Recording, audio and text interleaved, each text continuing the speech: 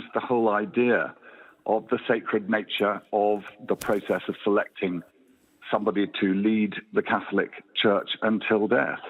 So I think it was a shock when he decided to voluntarily abdicate. And that day when he did fly off into the distance, I don't think anyone quite knew how the rudder would be reformed.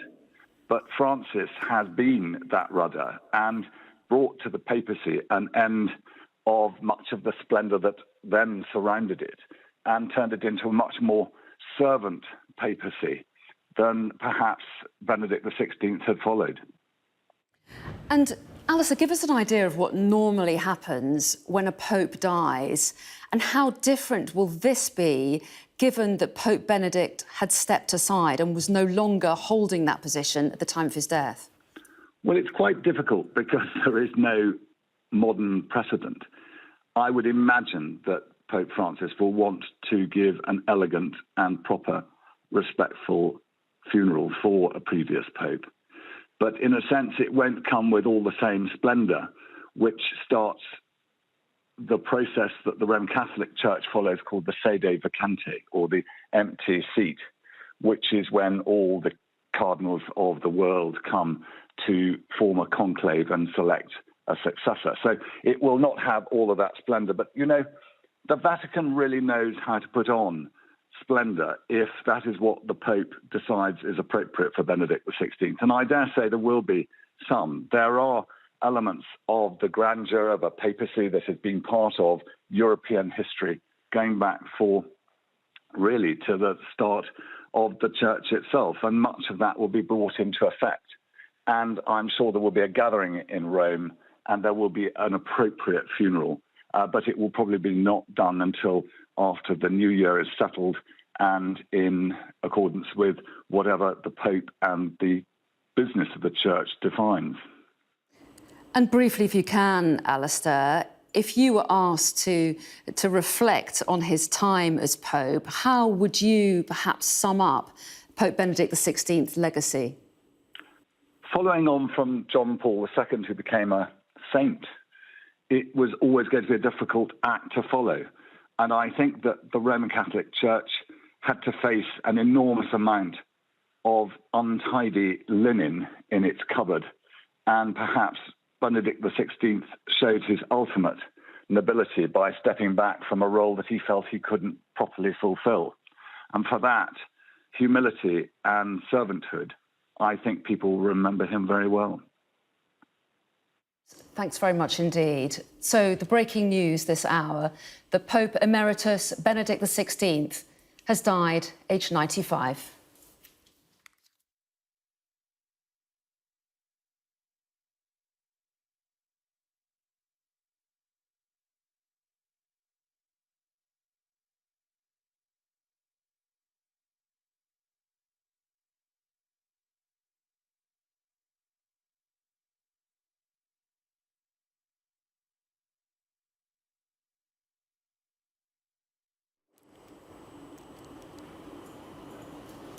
It's 10 o'clock. You're watching Sky News. A reminder of our breaking news this morning. The Vatican has announced that former Pope Benedict XVI has died aged 95. The Vatican News Service wrote the following on Twitter. With sorrow, I inform you that the Pope Emeritus Benedict XVI passed away today at 9:34 in the Mater Ecclesiae Monastery in the Vatican. Further information will be provided as soon as possible. Our Europe correspondent Siobhan Robbins looks back at his life. He was known as the intellectual Pope, the son of a policeman, a child who lived through Nazi rule. In 2005, Cardinal Joseph Ratzinger became Benedict XVI, the first German to be elected Pope in 1,000 years. An uncompromising theological conservative, cardinals chose him as a safe pair of hands. Benedict was a shy person. He loved books. He loved his desk, writing, reflecting, bringing in beautiful German and then also in other languages his thought but a lonely person. He was even telling people, my true friends are the books. Nicknamed God's Rottweiler for his uncompromising conservative views as a cardinal, at times his 8-year papacy was marked by missteps, the rehabilitation of a Holocaust denier angering Jews, a clumsy speech antagonising Muslims. But many respected his deep faith. His strength was clearly how to express the Christian faith in a way understandable to modern human beings. That's his message, that's what he leaves us. Among Catholics, Benedict was widely popular. In 2010, he made the first ever papal state visit to the UK, welcomed by a crowd of adoring pilgrims. Before meeting Queen Elizabeth, politicians, and giving dozens of sermons. But his visit was controversial for critics who claimed he was not doing enough to tackle sex abuse in the church, a topic which would haunt him into his retirement. The number one challenge for Pope Benedict was the abuse crisis, which was just gaining it in speed and spreading all over the world during his pontificate. And he did take several steps to begin to respond to that. But his critics say that he didn't do enough in the time that he was Pope. In 2013, tired by a Vatican leak scandal and dogged by ill health, Benedict made history again. This time becoming the first pope in 600 years to resign. In his final address to the faithful, he acknowledged the weight of the office and the church's problems. It was a journey with joy and light, but there have also been difficult moments. Then, in an extraordinary chapter for the Catholic Church, he said goodbye to the cardinals before retiring to a monastery in Vatican City. That was a remarkable step he made. And there hadn't been a pope since the Middle Ages who stepped down. So he, as a fairly conservative person, was also opening a door to a world of today where people need not stay in office until they die. After retirement, Benedict chose to keep wearing white, give interviews, and not revert to his old name. Decisions critics claimed threatened the unity in the church. But the two popes' personal relationship was strong, Francis referring to his predecessor as a grandfather figure and asking people to pray for his friend as his health deteriorated. He's very sick, he told worshippers in December, asking the Lord to comfort him to the very end.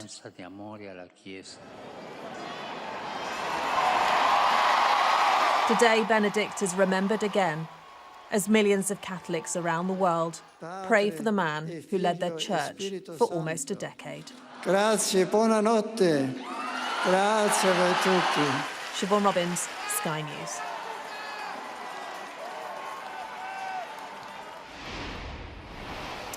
Well, that news, of course, just announced in the last hour by the Vatican. They announced the news by tweet, saying that with sorrow, I inform you that the Pope Emeritus Benedict XVI passed away today at 9:34 in the Mater Ecclesiae Monastery in the Vatican.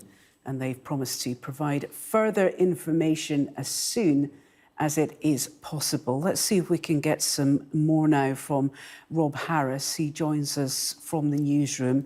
And Rob, the former Pope had, of course, been very ill, hadn't he? Yeah, concerns had been raised about his increasingly frail status, particularly in recent days, with Pope Francis asking people to pray for Benedict. And the sense had been from the Vatican that the situation had been worsening, despite the fact they were saying his condition had been stable at some points during the week. And the situation now with the announcement with the Vatican saying that Pope Emeritus Benedict died at 9:34 local time this morning. And they do say that as of Monday morning, the body of the Pope Emeritus will be in St. Peter's Basilica. So, as they say, the faithful can bid farewell. Now, as a former head of state, there would usually be a funeral with great official delegations from around the world, leaders of other countries to honour the Pope. This is a very different situation for the Vatican to be dealing with, one they haven't encountered for 600 years, a papal resignation in 2013, with Benedict then stepping aside due to his ill health. So funeral preparations will have been underway given his increasingly frail status, but obviously such a sense of occasion would be expected. As we hear, the pageantry and pomp at the Vatican is something that they are renowned for, and the fact is now the situation is they are preparing for this. And this had been a shock announcement in 2013 with Pope Benedict announcing he would stand aside, a situation they weren't prepared for, but perhaps a reflection that it was time to pass on to new leadership. And for Benedict himself, someone who had dedicated his recent life to prayer and meditation, and he had been living in the monastery in Vatican City, where Pope Francis had visited him in recent days, and where he had urged for the Catholic world and the wider world to be praying for the health of Pope Benedict. OK, Rob Harris there bringing us up to date from the newsroom. Thank you, Rob, for now. Let's bring in Ruth Gledhill. She's the assistant editor at the weekly Catholic journal, The Tablets. Thanks so much for joining us here on Sky News. As we were hearing from our correspondent, Rob, we are somewhat in uncharted territory here. After all, Pope Benedict was the first pope in centuries, really, to resign. There was effectively two popes. I mean, what happens next? This is rather uncharted, isn't it? Yes. So it's the first in 600 years. And he was Pope Emeritus, and there was Pope Francis as well. And I think we can say that it was a success. People were worried that it would be a kind of rivalrous two papacies going at the same time. But although there were some attempts by people, maybe on the conservative side, to keep Pope Benedict up there as the main pope, it did really work. Pope Benedict resisted any attempts to make him a figurehead of a different style of papacy than Francis subsequently embraced. And they worked really well together. And he was like a spiritual father or grandfather to Pope Francis during his time in the monastery in the Vatican. So what happens next? Well, there isn't a protocol. There obviously is a very clear protocol for when a pope in office dies, but there isn't a protocol for when a retired pope dies. So they are kind of starting, well, not quite from scratch, because there'll be lots of things there that they can use as would normally happen. But obviously we won't be building up to a conclave now. I suspect that longer term, after the funeral mass and after things have settled down a bit, you might well see Pope Francis take the same route and retire himself. And then we might have a conclave. So we could have a conclave maybe 18 months or 2 years, something like that, depending on how Pope Francis's own health is. He has a very dodgy knee, which I think gives him a bit of discomfort. But apart from that, he's still vigorous and travelling and full of ambition and ideas for the church. He's got his agenda of reform in the church and promoting women to a more prominent role in the structures of the church. He's got lots of things he still wants to do. So I don't think it will be imminent, his retirement. But I think Pope Benedict did set a precedent. Yes. And that will now be probably the way things go in the future. Yeah, that's interesting that the Pope Emeritus Benedict really had set that precedent there. It's also interesting you mentioned, Ruth, that the two popes had a relationship. They worked very well together because they did come from quite distinct ends of the spectrum, really, politically and culturally. Francis is known to be quite liberal, whereas Benedict really was very, very conservative, wasn't he? Yes. So Francis was a Latin pope. Actually, in terms of doctrine, he's not really a liberal. If you look at what he's changed, well, he hasn't changed things really. He doesn't intend to ordain women priests, for example. He has maintained the conservative position that Catholic of Catholic doctrine.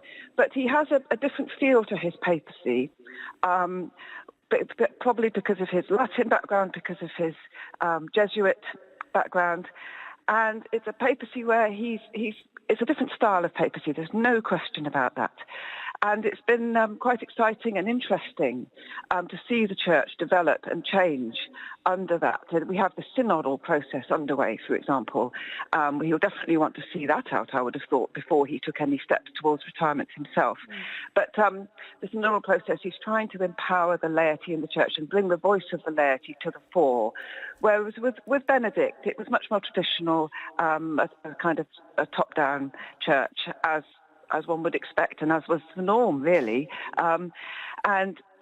He came with this reputation before, from his time as prefect of the Congregation for the Doctrine of the Faith, of being quite strict on doctrine. But that wasn't the whole story, because when he came to Britain, we saw the side of Pope Benedict that everyone loved and came to love, and they came to understand him much more, and the complexity of his character and his deep, deep spirituality and his deep faith and his lovely sensitive nature.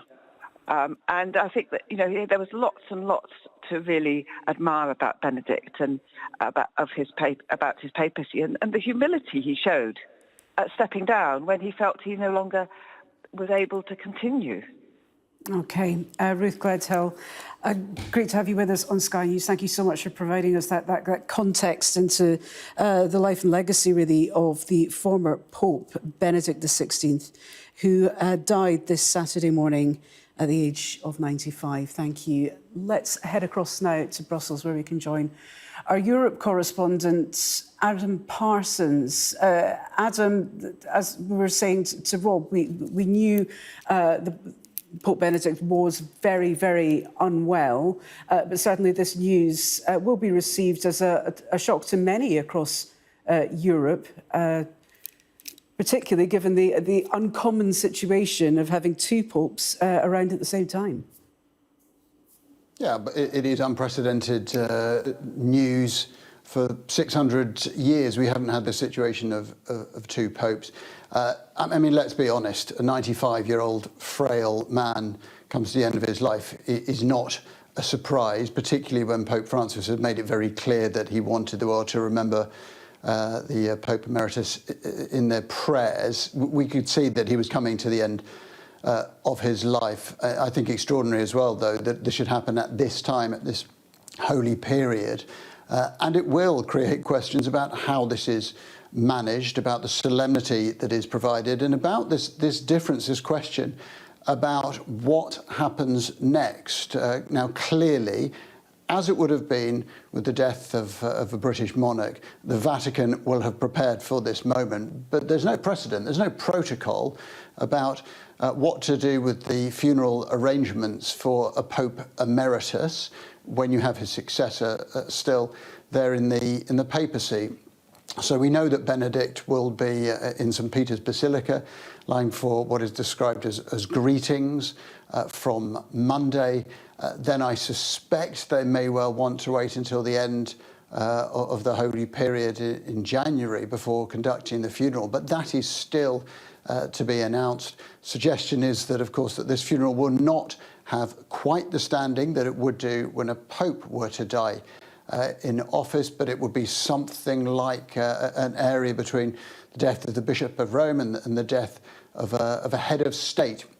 But again, these arrangements are still being considered as the world takes in the after effects, the ripples of the death of this man. He was the bridge, of course, after John Paul II, such a famous and renowned and beloved Pope, a very different character, much more of an academic than he had been a hands-on pastoral priest, and somebody whose teachings do seem to have been a considerable contrast to Pope Francis.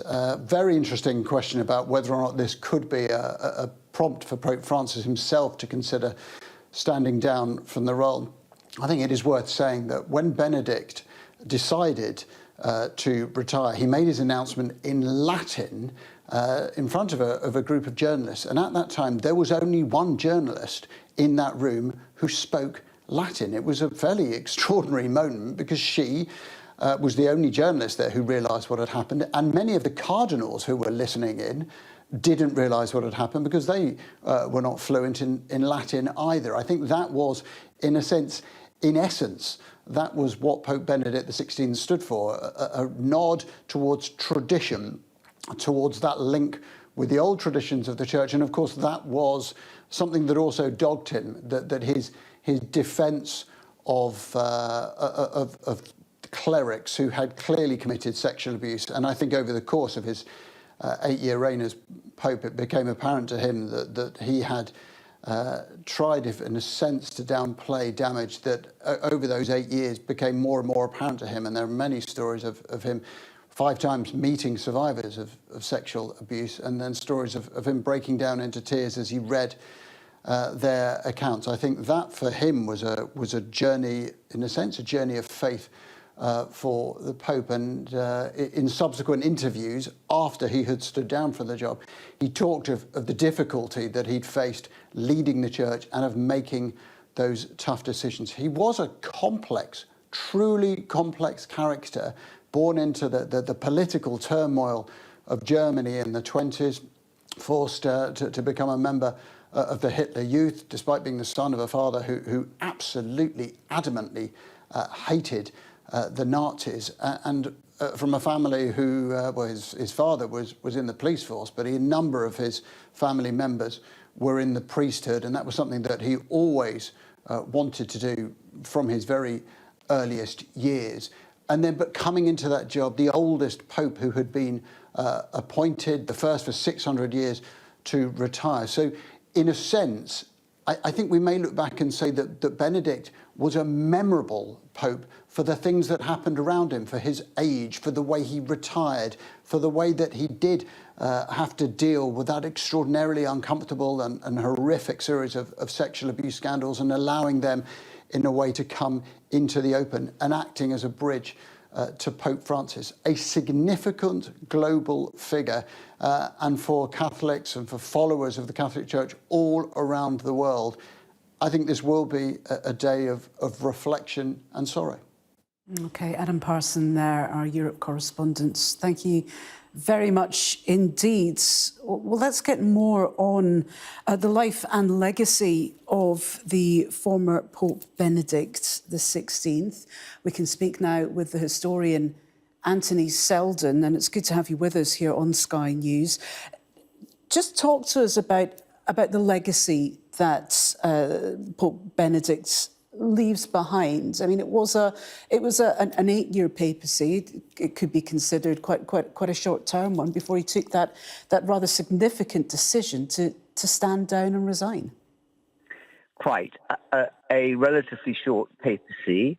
Obviously, an immensely sad day and event for Catholics and for others worldwide, but unlikely to be remembered as one of the significant or more historic of the papacies, not least for the brevity, likely to be remembered exactly for creating that 600-year precedent of standing down, so not carrying on all the way to death, and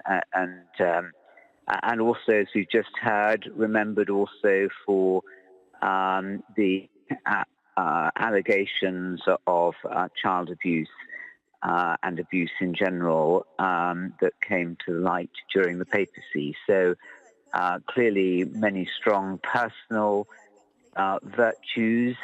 Did he take the church in a new direction? Will he be remembered for many new initiatives? Probably not, but a man, as we've been hearing, of very great spirituality and depth and sincerity. So the most likely legacy will be standing down with exactly the questions there. Will the current Pope Francis follow that route? I'm doubtful, but who knows? But in a way, it could be rather transformative further down the line by setting this precedent, really. I mean, he could end up being one of the more transformative popes in the Catholic Church's history. Yes, but to make a mark as Pope, you need longevity. You need to have a receptive church ready to take the church in a new direction. You need to have a pope very certain of the direction in which they're going to be taking the church.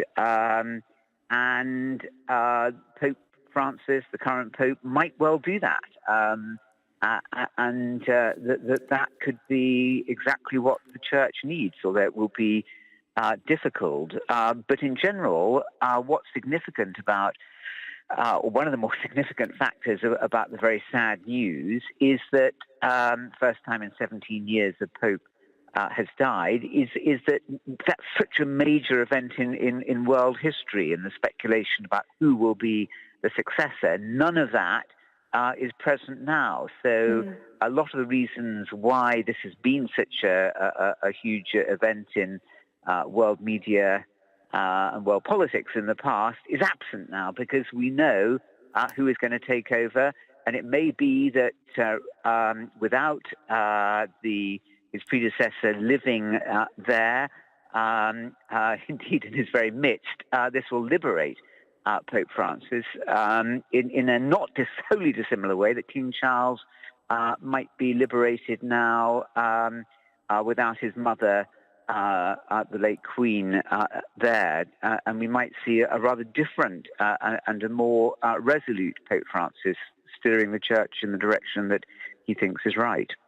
That is an interesting point you raise, because certainly we did go from the very traditional Pope Benedict to Pope Francis, who, well, we heard perhaps not a liberal, but widely viewed as on a different end of the spectrum from Pope Benedict. And there was that tension there, wasn't there, of having two popes around at the same time, particularly since Benedict, when he became Pope Emeritus and continued wearing white, which is rather significant, isn't it?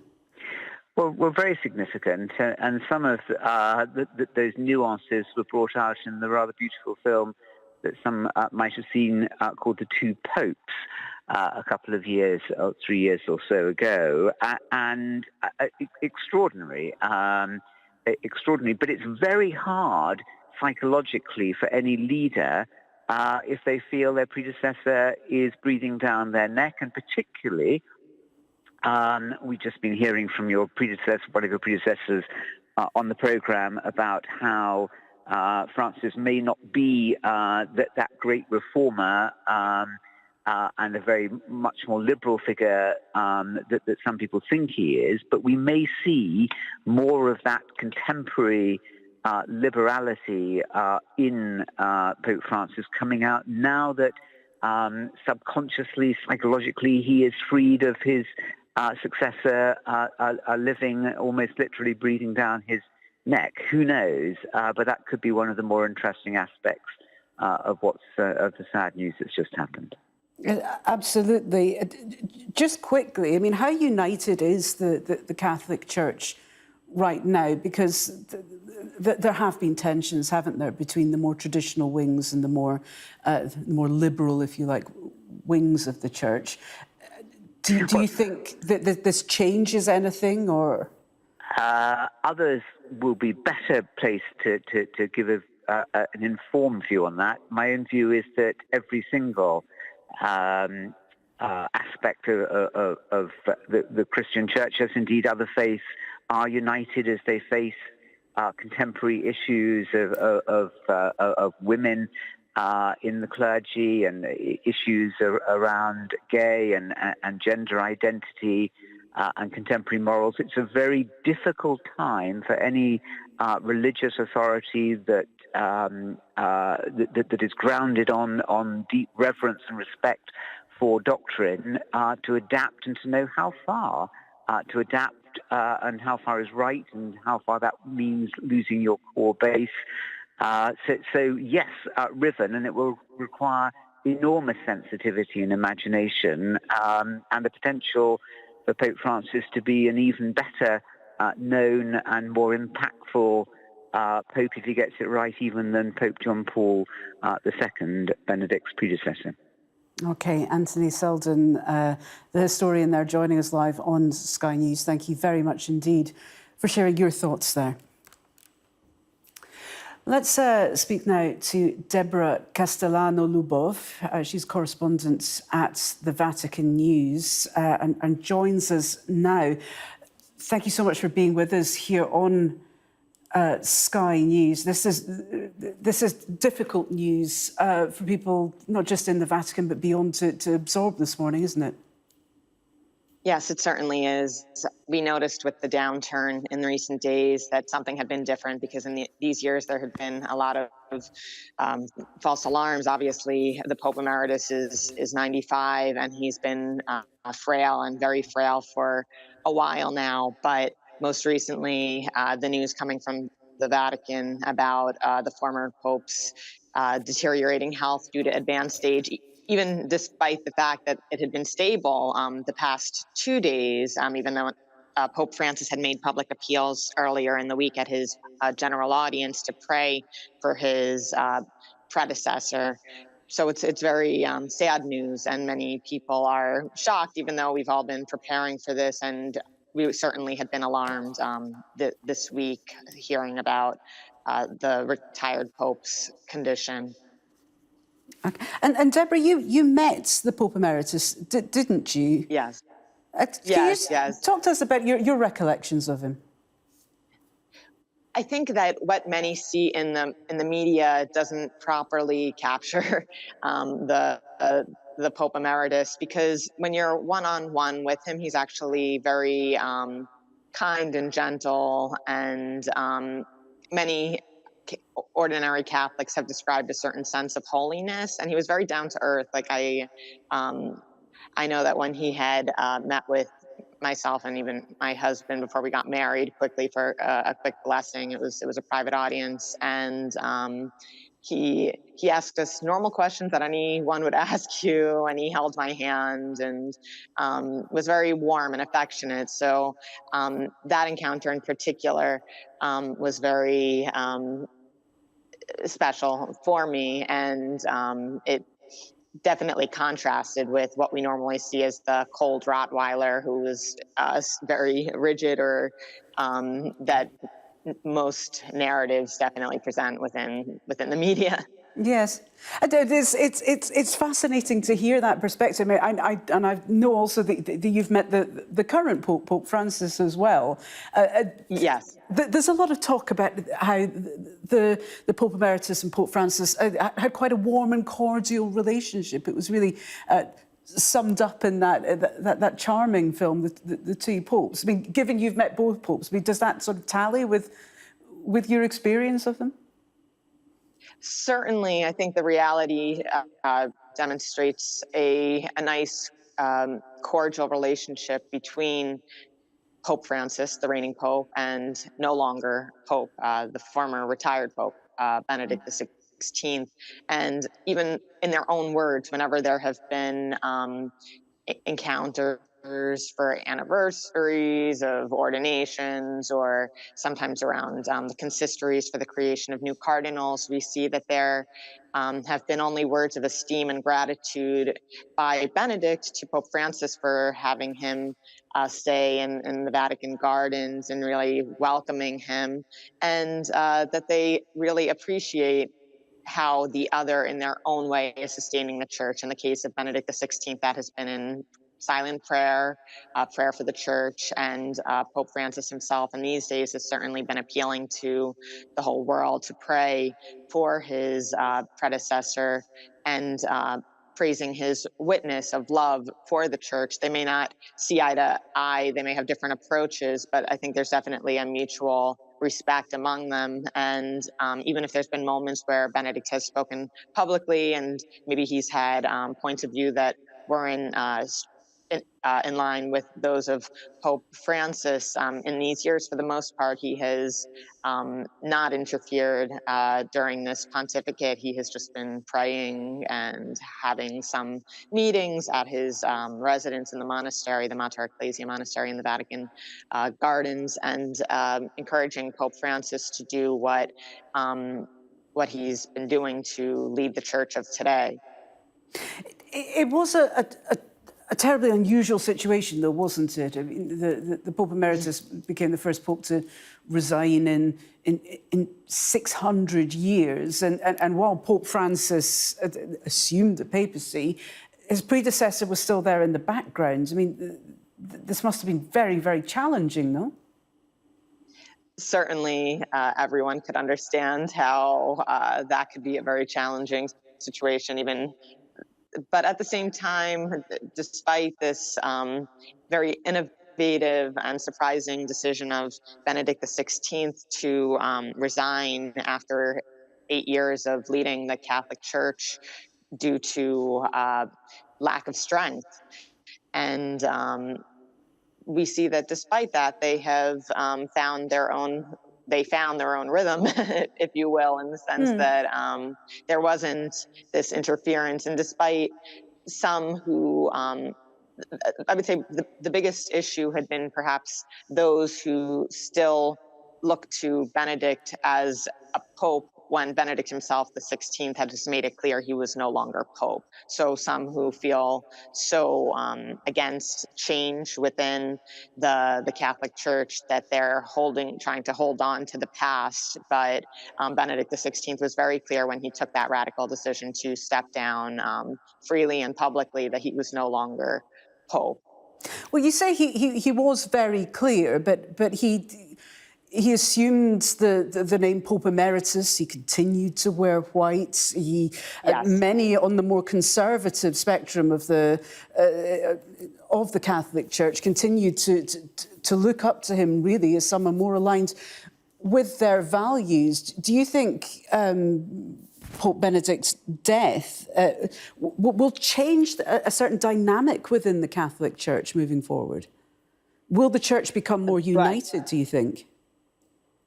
Well, I would hope so. You know, we'll have to see what happens. But yes, certainly there has been. These are the very questions that many have been asking themselves. These are the elements that had caused confusion to some, because it left. There had been a cardinal who had also criticized the fact of choosing to wear white, especially because he felt that these elements created confusion that otherwise may not have been, that would have otherwise been clear. But it's, if you look at the Catholic Church, if you look at archdioceses around the world, especially now, the fact that people are living longer in general, there's often bishop emeritus, cardinal emeritus. You know, it's a common phenomenon that there's still someone living kind of in the background. So I think it should be taken with the proper context that he was very elderly. His health no longer permitted him to lead the church. He didn't want to stop the church and from being able to proceed in the way that it needed to. He wouldn't have been able to continue traveling transatlantically like he had done in the past for important events. And it is that was the substance behind the resignation, because no one stays in a position that's that challenging for that long if you were looking to get out of it from the beginning. So he inherited a lot of problems, you know, and there were a lot of scandals during that pontificate. But if he was looking to get out of it, he wouldn't have waited until the 8th year. There was there were health reasons why he felt that he no longer could lead things, and he's been very encouraging to Pope Francis. But obviously, Pope Francis has been managing a very interesting, unprecedented dynamic in a very graceful way. Yes. Talk to us about his legacy, because this is such an unusual situation, the first papal resignation in 600 years. His papacy risks being defined by that. But what would you point to as being Pope Benedict XVI's real legacy? Because there have been scandals, but this perhaps he could be remembered for this more transformative step that he took, which commentators have speculated the current Pope Francis could follow as well. So how would you look back on his legacy? What's his defining moment? Yes, well, certainly the resignation will be the main thing that people as a whole remember, but depending on who you speak to, if you speak to someone just, kind of following externally, they'll point to that and they'll probably think of how conservative he was and how he didn't want to open up to, the modern world. But we do need to keep into account that objectively he was sort of seen as this professor, scholarly, brilliant intellect, that he also, like many, think of various things that his predecessor, Pope St. John Paul II, accomplished. Cardinal Ratzinger was behind a lot of those initiatives. And even if there were all the scandals with clerical sexual abuse, it was Pope Benedict XVI who did deplore filth within the church in a very public speech and took concrete steps against clerical sexual abuse, including when he was head of the Vatican's Congregation for the Doctrine of the Faith. He changed the laws about the statute of limitations, and he made pedophilia immediately a delictum graviorum, which is of the greatest seriousness within the church as a crime, so that you would be immediately excommunicated, and changed other laws relating to minors and any sort of pornographic images of minors, etc. So even Pope Francis himself has said that what I am doing is in continuity with that which my predecessor started, because Benedict had taken concrete measures, and Francis has been building a lot on those, even if there's still many elements that many feel, especially victims of abuse, feel that still should be done. But Benedict was strongly behind that movement. He was very strict doctrinally, and even if there had been misunderstandings between other faiths, he had worked to build bridges. He was a prolific author. He had written the beautiful Jesus of Nazareth series. He wrote 3 encyclicals. He traveled at the most for a pope of an advanced age, more than any other pope. He was elected. He was the pope who was elected at the oldest age, in history, and he always traveled until he couldn't.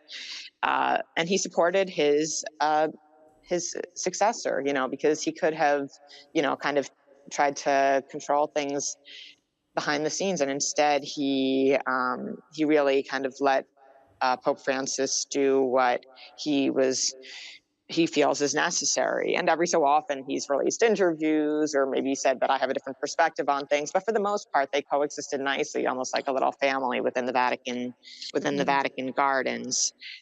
So I think that he leaves a very rich legacy, and to ordinary Catholics he'll be seen as someone of holiness, and someone who has of gentleness and just a certain brilliance. And others have spoken that he could even possibly be a doctor of the church at some point. Obviously there's nothing to that now, but his brilliance is something that will never be forgotten. A mind like that. But obviously the scandals have clouded a lot of the good that he has done, but will be a lot of sadness in Rome and by Catholics for the losing of the Pope Emeritus. Absolutely. Well, Deborah Castellano-Lubov, correspondent at the Vatican News, thank you so much for sharing your recollections, your personal recollections of Pope Benedict XVI and your analysis there. We do appreciate it. Well, we have got reaction coming in now from Cardinal Vincent Nichols, the head of the Catholic Church in England and Wales. He has said that, "I am deeply saddened to learn of the death of Pope Benedict. He will be remembered as one of the great theologians of the 20th century. I remember with particular affection the remarkable papal visit to these lands in 2010. We saw his courtesy, his gentleness, his perceptiveness of his mind and openness of his welcome to everybody he met. He was through and through a gentleman, a scholar, a pastor, a man of God, close to the Lord, and always his humble servant. Pope Benedict is very much in my heart and in my prayers. I give thanks to God for his ministry and leadership. May he rest in peace and rise in glory." That's from Cardinal Vincent Nichols, heads of the Catholic Church in England and Wales. The Prime Minister has also tweeted from his accounts saying that "I am saddened to learn of the death of Pope Emeritus Benedict XVI. He was a great theologian whose UK visit in 2010 was an historic moment for both Catholics and non-Catholics throughout our country. My thoughts are with Catholic people in the UK and around the world today." So that's the Prime Minister Rishi Sunak sharing his thoughts and tributes on the death of Pope Emeritus Benedict XVI, who died earlier this morning. Let's speak now with Christopher Lamb. He's Rome correspondent for The Tablet. That's a weekly Catholic journal. And we are now starting to see a lot more of these tributes coming in. Pope Benedict's papacy was rather short compared to others, but he has clearly left a mark, hasn't he? Absolutely. I think for people in Britain, the mark really was left through his visit in 2010, which, if you remember, was kind of preceded with a lot of negative publicity. It was, at one point thought that it would kind of be almost a disaster, but it was a huge success in the end. And I think many people still remember that visit. I would describe that visit as one of, if not the highlight of his pontificate, which was at times troubled. There were scandals, there were difficulties. He had to take steps to tackle clerical sexual abuse scandals, which he sought to deal with. However, as we know from this terrible scourge of abuse that has been plaguing the church, there were still things that he could have done, or he could have gone further with. I do think, though, that the real legacy of Benedict will be that courageous and humble decision to resign the papacy. Without that resignation, we would not have had the election of Pope Francis. It's a decision that has changed the Church forever, not least because it led to the election of Francis, but also because it has set a precedent for other papal resignations and has therefore reformed the office of the papacy, I think, for the foreseeable future. In the past, it was seen that the Pope was like a monarch and would stay until death. But Benedict, through a really monumental and historic decision, has changed that. Which is ironic, really, because Benedict really was seen as a very conservative, very traditional influence. He was elected, really, after Jean-Paul II because people wanted to seek continuity. A safe pair of hands, really, was how some put it. And in the end, he's turned out to be perhaps one of the most transformative with that decision to stand down. I think that's right. That is the irony of Benedict. Now, throughout his life, there was clearly a tension within him between someone who was a reformer and someone who was more trying to maintain the status quo or more conservative. As a young theologian, he was very reform-minded. He attended the Second Vatican Council, the gathering of Catholic bishops from 1962 to 1965, which sought to shape the church for the contemporary era.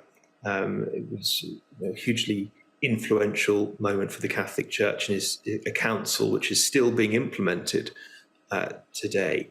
And Benedict played a very important role in that council as a theological advisor, as a young theologian. But later on, he shifted his position. He became concerned by the pace of reforms. He was concerned by what I think he saw as some politicization of the church, some radicalization in some parts. And he therefore moved position in a certain extent. And when he was chosen as the prefect of the Congregation of the Doctrine of the Faith in 1981 by John Paul II, he set about trying to draw out some clearer red lines around what is acceptable and what is not in terms of Catholic doctrine and teaching, and he gained a reputation as something of an enforcer.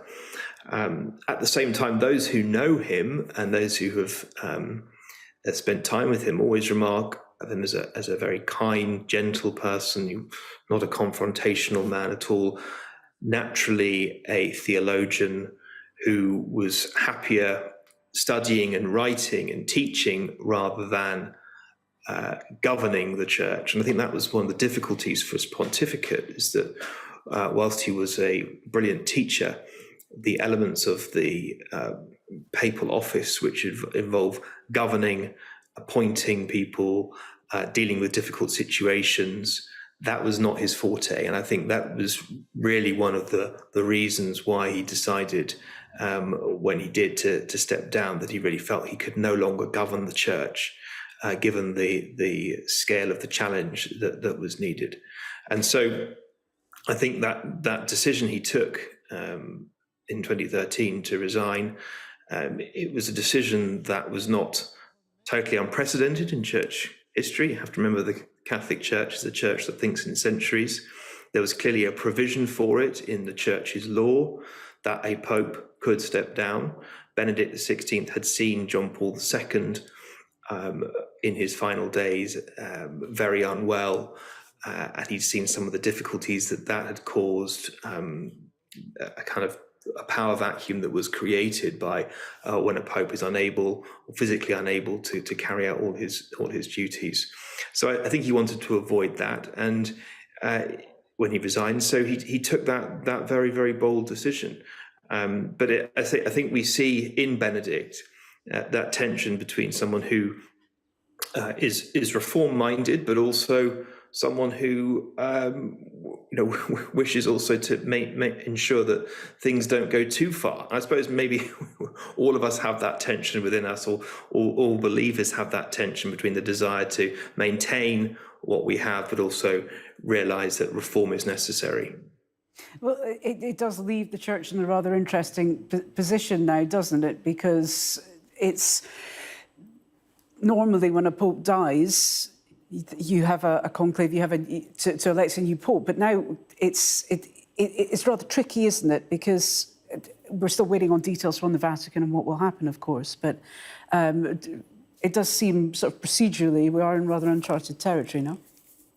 We are, because Benedict's funeral arrangements are not clear.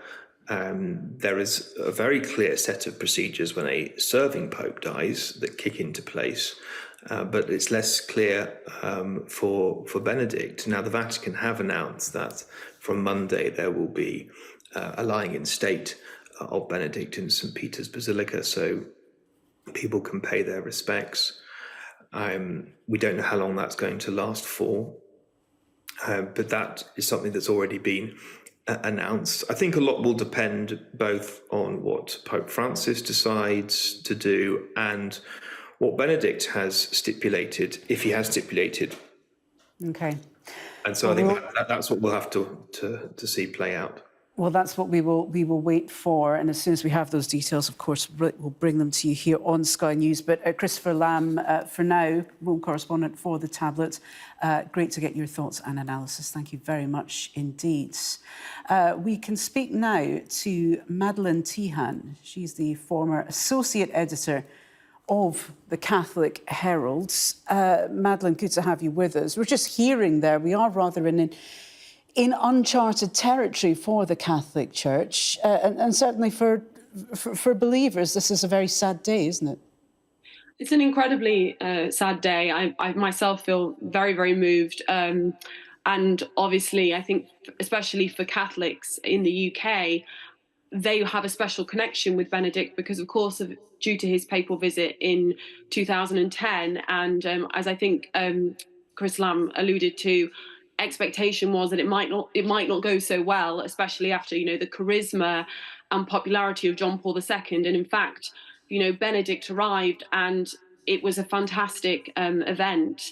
And, I think he surprised us, and I think he has surprised us ever since the beginning of his papacy.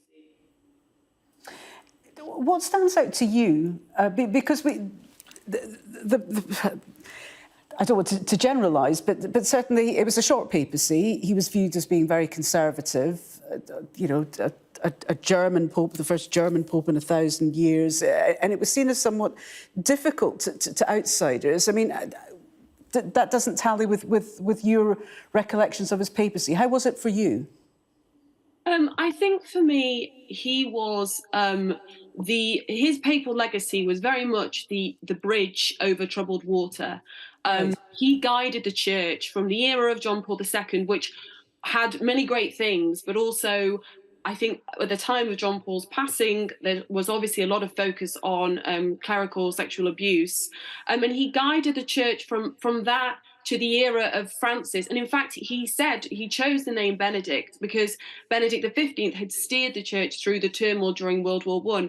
So for me, Benedict was actually, he was a stabilizing influence, but also he brought through his sort of, academic talent, his great mind, his clear thinking, he brought so much clarity at a time where I think that the church was a little bit lost and, the world was a little bit lost. He spoke with such clarity.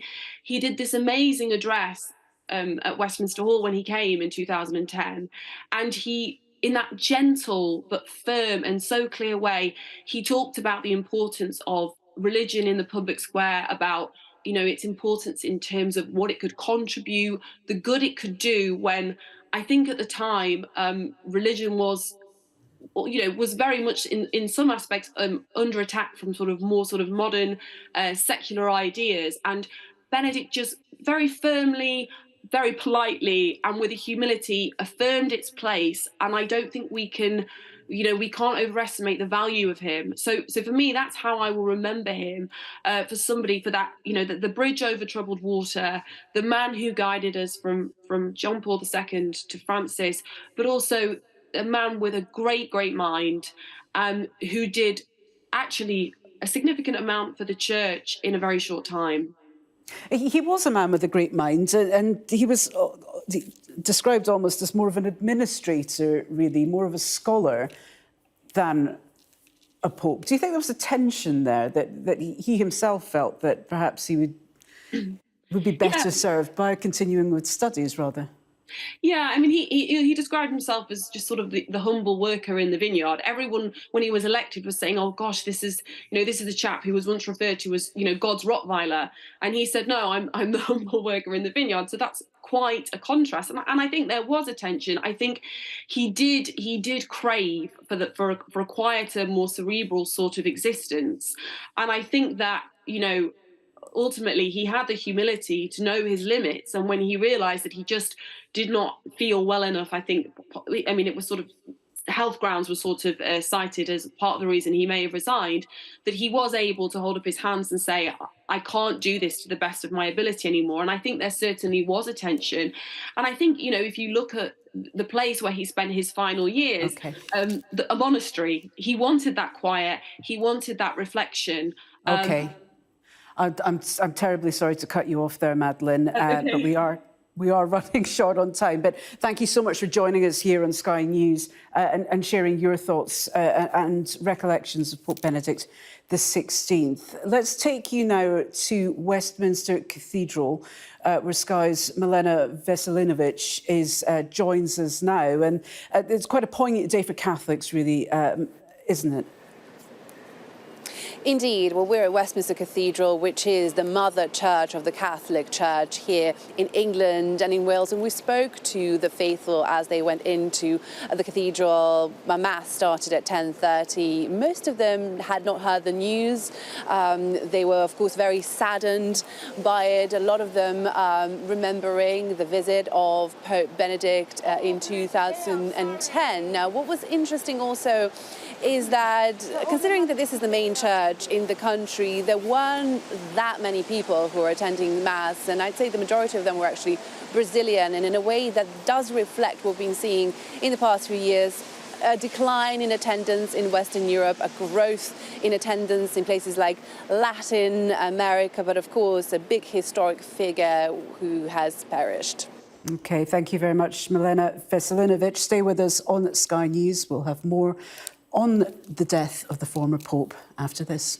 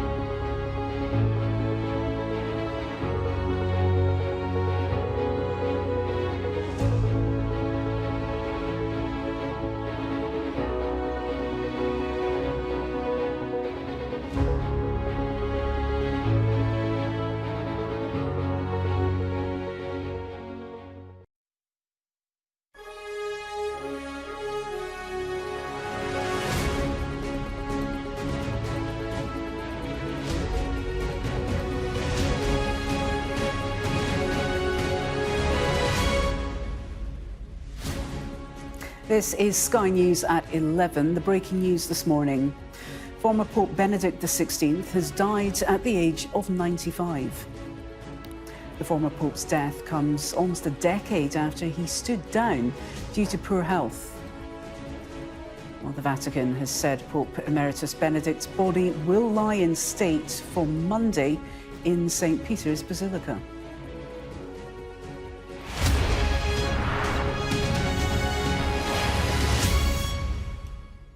Our top story this morning, tributes are being paid to former Pope Benedict XVI, who died this morning, aged 95. In 2013, Pope Benedict became the first pontiff to resign in 600 years, saying he no longer had the physical and mental strength to run the church.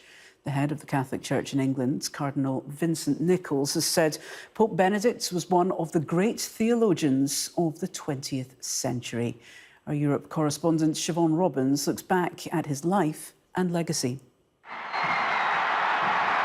He was known as the intellectual Pope, the son of a policeman, a child who lived through Nazi rule.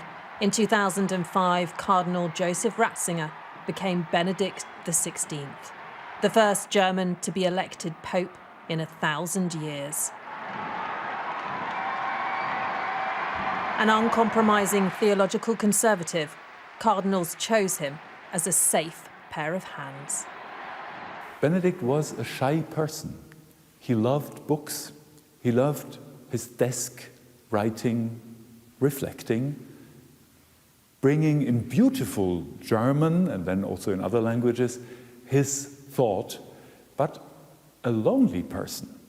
He was even telling people, my true friends are the books.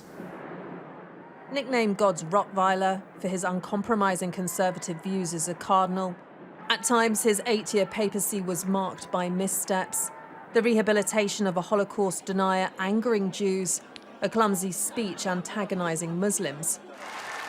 But many respected his deep faith. His strength was clearly how to express the Christian faith in a way understandable to modern human beings. That's his message, that's what he leaves us. Among Catholics, Benedict was widely popular. In 2010, he made the first ever papal state visit to the UK, welcomed by a crowd of adoring pilgrims. Before meeting Queen Elizabeth, politicians, and giving dozens of sermons. But his visit was controversial for critics who claimed he was not doing enough to tackle sex abuse in the church, a topic which would haunt him into his retirement. The number one challenge for Pope Benedict was the abuse crisis, which was just gaining it in speed and spreading all over the world during his pontificate. And he did take several steps to begin to respond to that.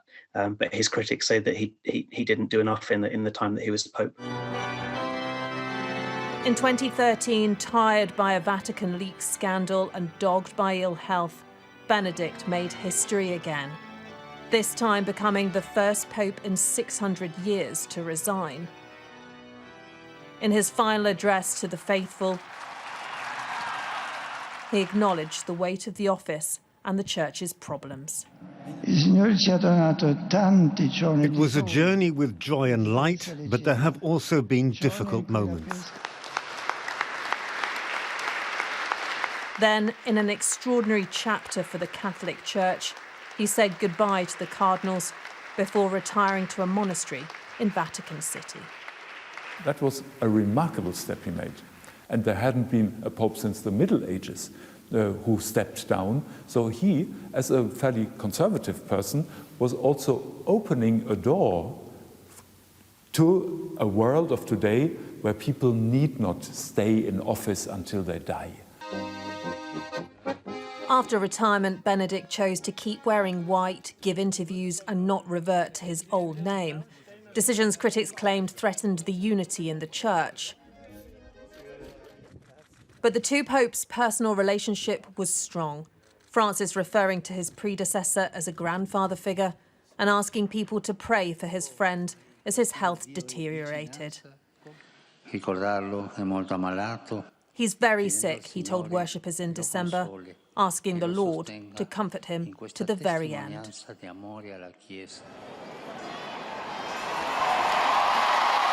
Today, Benedict is remembered again as millions of Catholics around the world pray for the man who led their church for almost a decade. Grazie, buonanotte. Grazie a tutti. Siobhan Robbins, Sky News.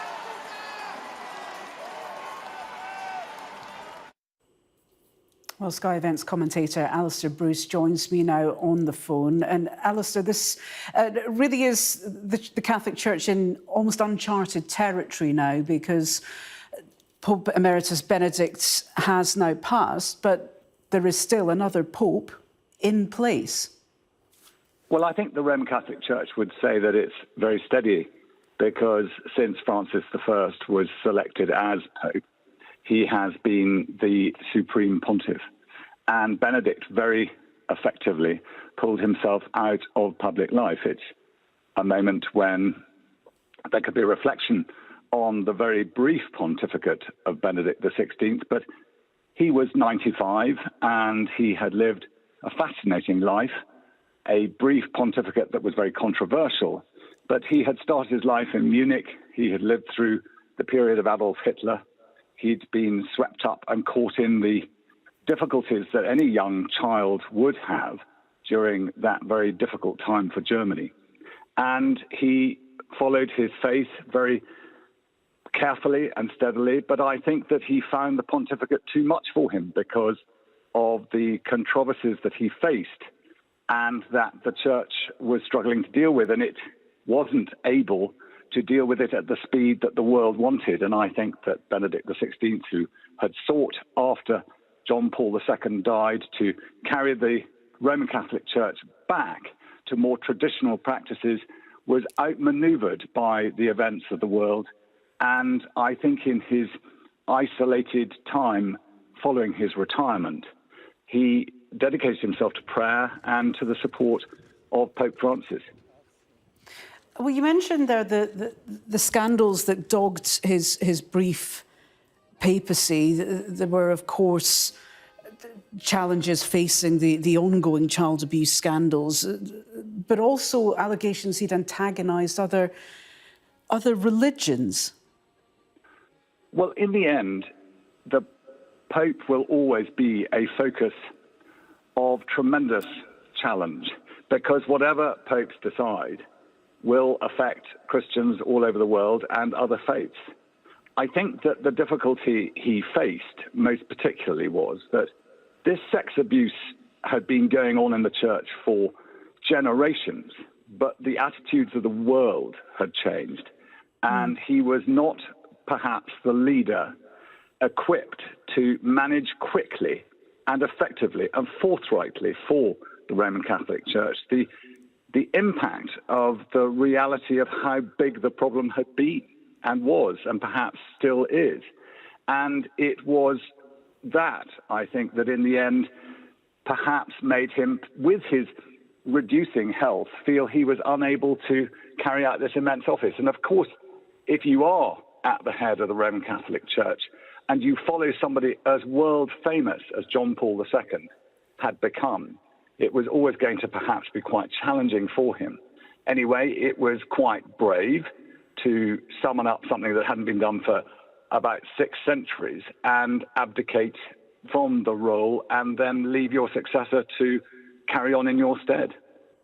We've had commentators this morning, Alistair, claiming that he saw his role as being something of a bridge, really, to help guide the Catholic Church from the immense popularity of John Paul II to Pope Francis. Is that something that you would perhaps agree with? Well, I think he found himself in a position of leadership when John Paul II died, because he was Dean of the College of Cardinals, which meant that he was, as it were, the leader of all those cardinals who gathered to choose John Paul II's successor. And there were what are known as papabile, who are cardinals who are deemed to be possible candidates. But in the end, I think that because it was such a long time since the cardinals had gathered to elect a new pope, they saw the leadership that Cardinal Ratzinger, as Benedict XVI was then called, was showing, and they chose him to be their leader. Whether he thought of himself as a bridge at that time, I don't know. After all, the whole title of Pope is Ponte, which means bridge from, the understanding on earth to the belief in Christ and Christianity. But whatever he did become that bridge, because the reforming zeal that we have witnessed in Francis also created a sort of reaction in some Roman Catholics who cleaved hold of the traditionalism of Benedict XVI. And there was, during Benedict XVI's later time, a sort of division. For some Catholics, they still saw him as the real Pope. But he has died today at the end of a very long life, in which I am sure that in every way he has tried to serve. Absolutely. And just finally, Alistair, I mean, we're talking a lot about how he was the first Pope in 600 years to resign. But how will you view his legacy? Well, I'm speaking to you from Edinburgh, and it was to Edinburgh that he came in 2010 at the start of his papal visit to the United Kingdom. And the effect that was achieved in, again, the lee of the life of John Paul II was quite intense. John Paul II had visited the United Kingdom, but not Scotland, in 1982. And Scotland has its own traditions. There are divisions up here between Catholic and non-Catholic that have sort of remained part of Scottish life. And I think that to a great degree his impact here and when he toured the United Kingdom was profound. He was present to beatify somebody who'd started his life as an Anglican and became a very significant Roman Catholic called Cardinal, now blessed, John Newman.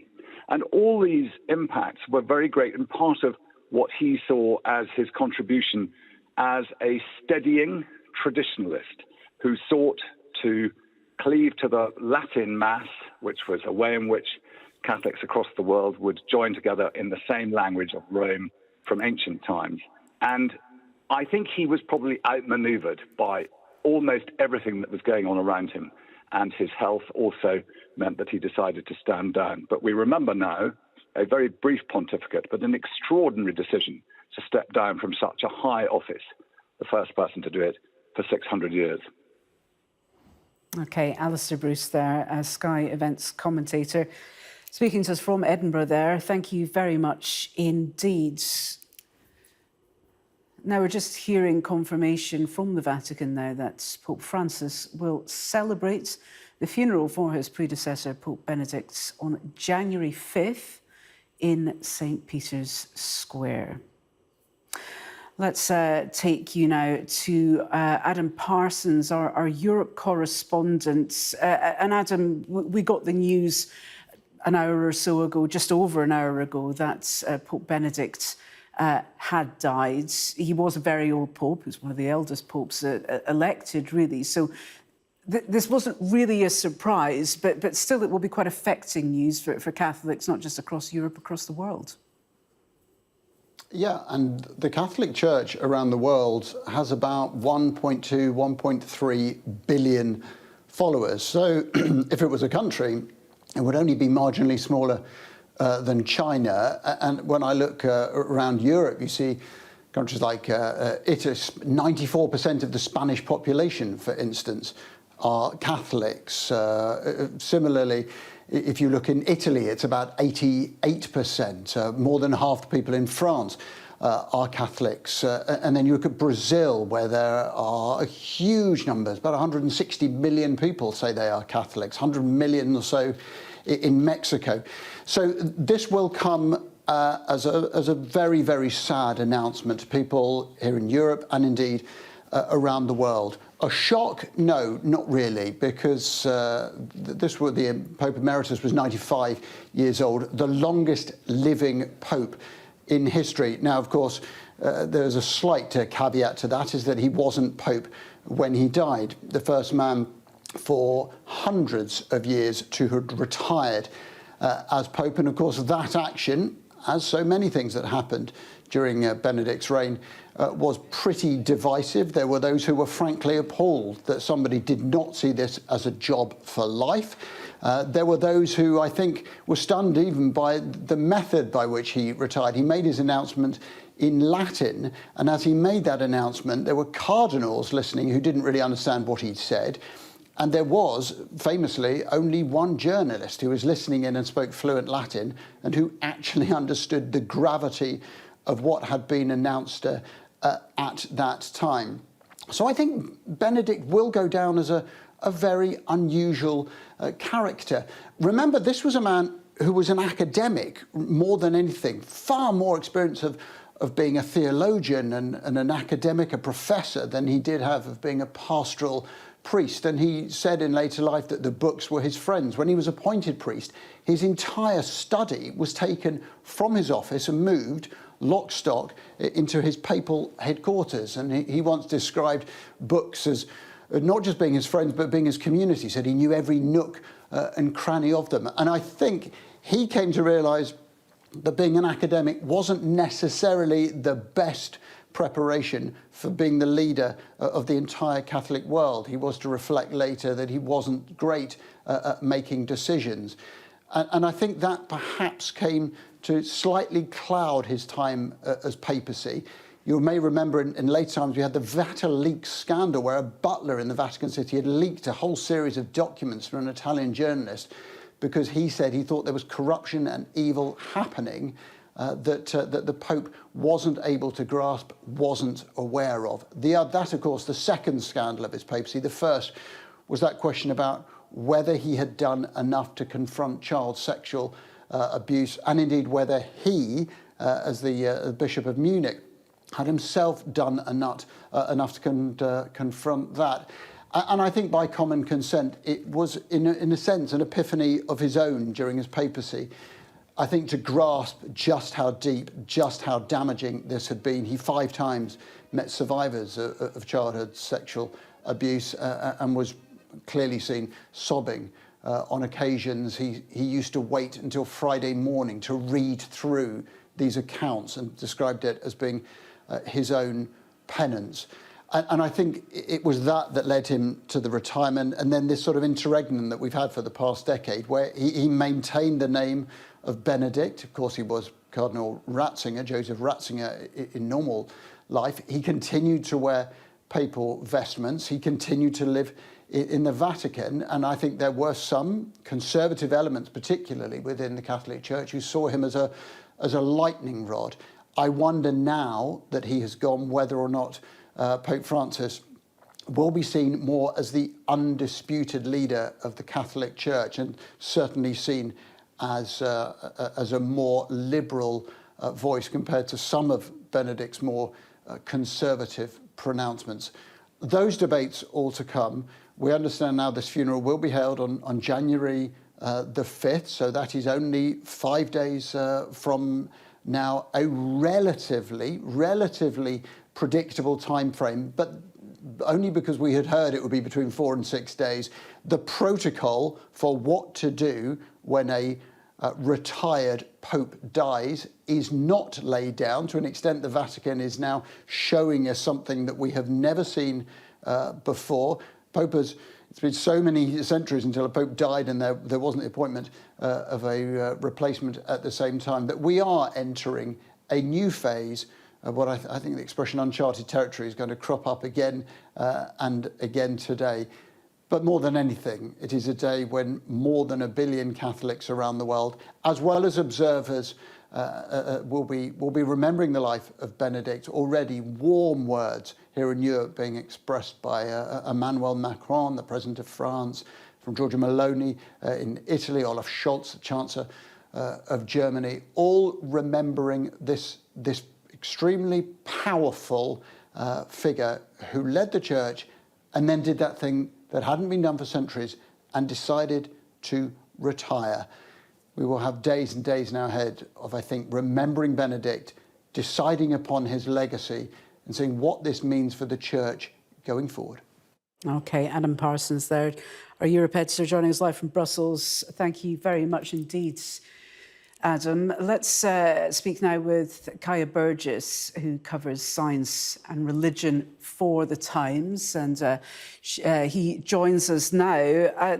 Kaya, we're just hearing from our Europe editor that this is very much a new phase for the Catholic Church, and very unusual circumstances indeed. This is very sad, of course, for Catholics, but a fascinating time given the fact that we're talking about a retired pope who has died and not a serving one.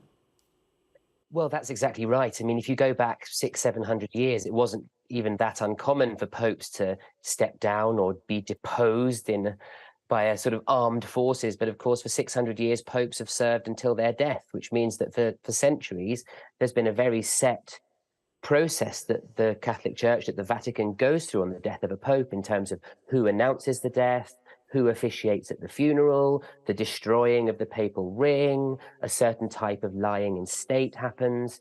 And then, of course, usually it's a figure called the Camerlengo, who's like a sort of caretaker in the Vatican who serves until the cardinals come together to elect a new pope and the smoke out of the chimney and all that we're familiar with. Of course, none of that really needs to happen because we have a current and serving pope. And so it's really interesting to see what the Vatican will say about the process they're going to go through.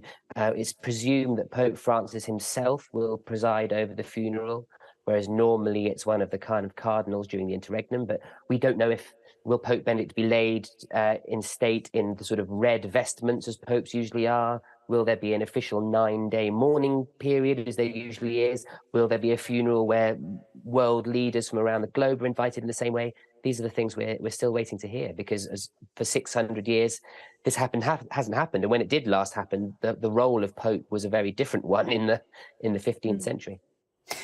Indeed, we are starting to get some details through, though, Kaya. The Vatican saying that he will start lying in state, I believe, from the 6th, I beg your pardon, January 5th is when Pope Francis will celebrate the funeral for Benedict XVI, and that will be in St. Peter's Square. But lots of details still to be worked out here. It will also be fascinating, will it not, to see how the Church moves forward after this, because it was a short papacy, but it was certainly one that was very distinct. When you think he followed Pope John Paul II, he was enormously popular, and now we have Pope Francis, the serving Pope, who's, I don't want to say politics, but he seems to be rather more on the liberal end of the spectrum than the conservative and traditional tradition that certainly Benedict XVI will be remembered for. Yeah, that's true. That's what's been particularly fascinating about having these two living popes together, is the knowledge that Benedict, he had a role for a long time before becoming Pope of being essentially the Catholic Church sort of doctrine policeman. I mean, he was in charge of kind of protecting the doctrine of the Church and keeping its sort of traditional values. Ratzinger himself, Pope Benedict himself, was seen as something of a liberal until the 60s, when various parts of Catholic teaching were challenged, and then he became much more of a conservative, and Pope Francis is seen as more of a liberal. I mean, that's still within the fairly strict confines of Catholic Church doctrine, and so there haven't been any huge changes under Francis. They haven't allowed women to become priests or changed their teaching on same-sex marriage and so on, but it felt like Pope Francis was more open to those sorts of ideas, being a little bit more welcoming, backing, for example, allowing remarried divorcees to take communion in church, which Benedict kind of made quite clear in the background that he wasn't a fan of. So I don't know if that means that Pope Francis will feel a little freer in some of his liberal views, or perhaps the Conservatives will be stronger in their opposition to him because they no longer have Benedict as a focal point for that. Well, it is rather fascinating, isn't it? I mean, it's speculation at this point, but where do you see the Church going from here?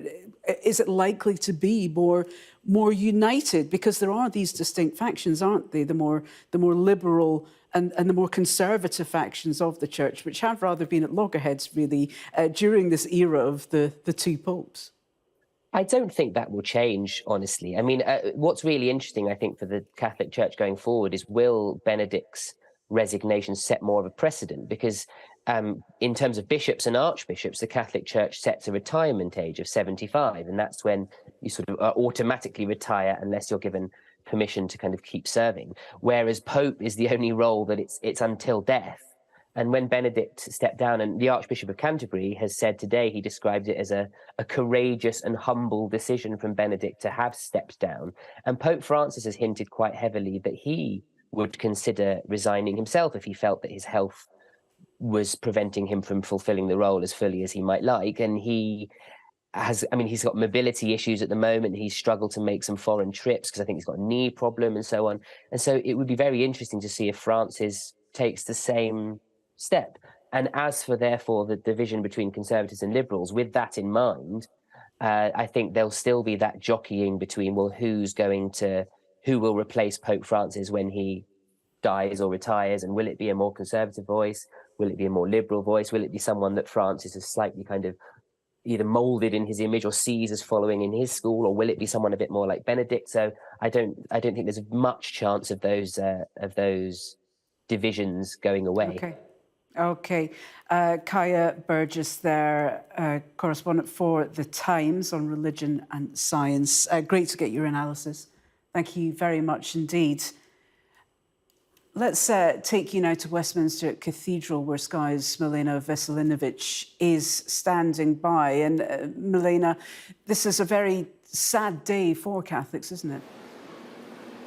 Certainly. Well, the Westminster Cathedral is the seat of the Catholic Church in England and Wales. The Mass here has just finished, and we spoke to people coming out who told us that at the end of it, it was announced that the former Pope Benedict had died, and a prayer was said in his memory. It came as a surprise to most people that we spoke to, who said they hadn't really realised that he was that ill, and he certainly made an impression on the congregation here. We spoke to a woman who had come to see him as he held a public prayer in London in 2010, and she had been an atheist prior to that, and she said that she was so moved that it compelled her to embrace Catholicism. So it was certainly a very sad day for her. We spoke to another woman who said that she certainly remembers him fondly because of, she said, the kind of correct path that he took in terms of leading the Catholic Church. And there were also people here from Spain and from Brazil, where the Catholic Church is very strong, perhaps even stronger than here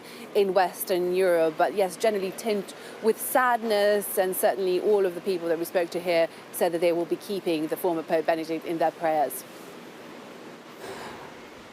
And is there, certainly the news is still very much sinking in, Milena. The news broke this morning around 9:30 local time, of course, in the Vatican, where Pope Benedict was. We are starting to get these announcements about the funeral from the Vatican, but are you seeing more people coming to the cathedral to pay their respects as this news starts to filter down towards the public?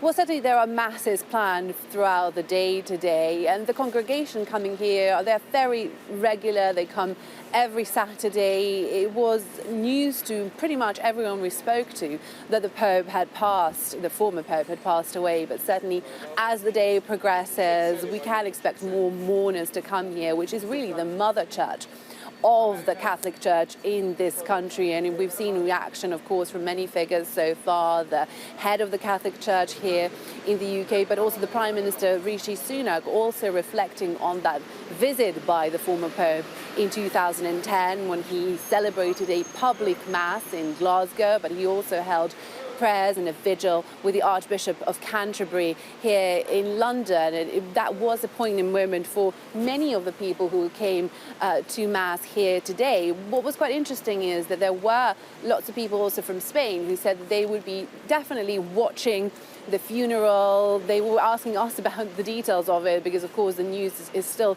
trickling out. And no one would really go into kind of any comparisons between the former Pope and Pope Francis. He was seen as the leader of what is one of the most powerful organizations in the world. And I think that you would expect the people who come here to church fairly regularly would have, I say, followed the doctrine and the philosophy of whoever is leading that organization at that point. I think that they were all quite curious to see if the passing of Pope Benedict would have any influence as to how Pope Francis decides to carry on with his duties. As we've seen, he's also reaching quite senior age. He is having issues traveling as well, and that was one of the reasons why Pope Benedict decided to retire. And that really marked the his papal length of time that he was in that role, people remembering him as the first and only Pope in 600 years to resign, but lots of thoughts about him today, prayers as well. Milena Veselinovic joining us from outside Westminster Cathedral this morning. Thank you, Milena. Well, let's take you now to a reminder of our breaking news this morning. That is, of course, Pope Emeritus Benedict XVI has, of course, died this morning. He had been very ill for a while, of course. A short papacy of 8 years. Our Europe correspondent, Siobhan Robbins, takes a look back now at his life and legacy. He was known as the intellectual Pope. The son of a policeman, a child who lived through Nazi rule. In 2005, Cardinal Joseph Ratzinger became Benedict XVI, the first German to be elected Pope in 1,000 years. An uncompromising theological conservative, cardinals chose him as a safe pair of hands. Benedict was a shy person. He loved books. He loved his desk, writing, reflecting, bringing in beautiful German and then also in other languages his thought, but a lonely person. He was even telling people, my true friends are the books. Nicknamed God's Rottweiler for his uncompromising conservative views as a cardinal, at times his 8-year papacy was marked by missteps, the rehabilitation of a Holocaust denier angering Jews, a clumsy speech antagonising Muslims. But many respected his deep faith. His strength was clearly how to express the Christian faith in a way understandable to modern human beings. That's his message, that's what he leaves us. Among Catholics, Benedict was widely popular. In 2010, he made the first ever papal state visit to the UK, welcomed by a crowd of adoring pilgrims. Before meeting Queen Elizabeth, politicians, and giving dozens of sermons. But his visit was controversial for critics who claimed he was not doing enough to tackle sex abuse in the church, a topic which would haunt him into his retirement. The number one challenge for Pope Benedict was the abuse crisis, which was just gaining it in speed and spreading all over the world during his pontificate. And he did take several steps to begin to respond to that. But his critics say that he didn't do enough in the time that he was Pope. In 2013, tired by a Vatican leak scandal and dogged by ill health, Benedict made history again. This time becoming the first pope in 600 years to resign. In his final address to the faithful, he acknowledged the weight of the office and the church's problems. It was a journey with joy and light, but there have also been difficult moments. Then, in an extraordinary chapter for the Catholic Church, he said goodbye to the cardinals before retiring to a monastery in Vatican City. That was a remarkable step he made.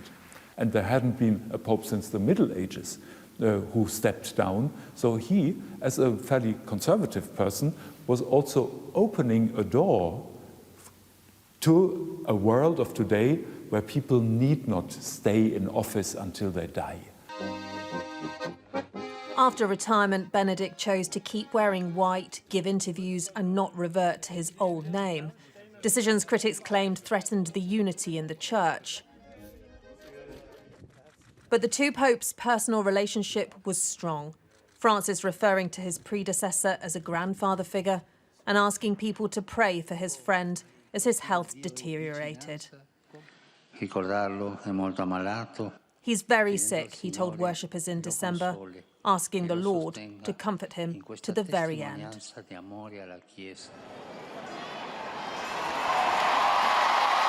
Today, Benedict is remembered again as millions of Catholics around the world pray for the man who led their church for almost a decade. Grazie, buonanotte. Grazie a tutti. Siobhan Robbins, Sky News.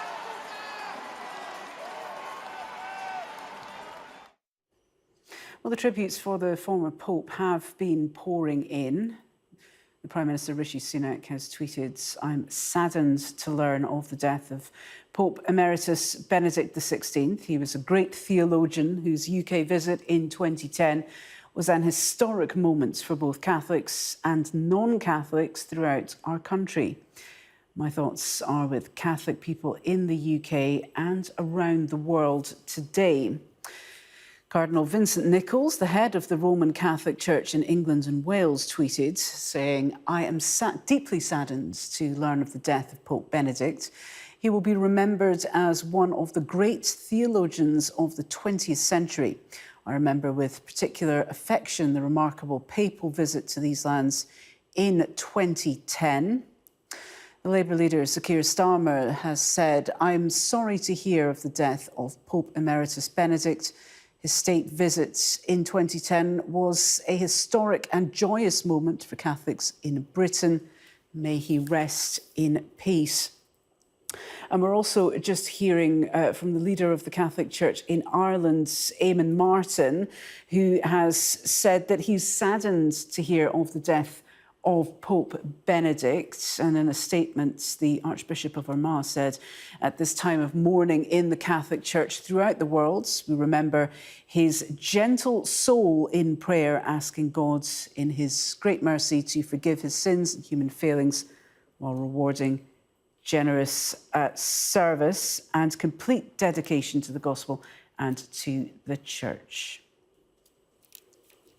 Well, earlier, Sky's events commentator Alistair Bruce reflected on Pope Benedict's career.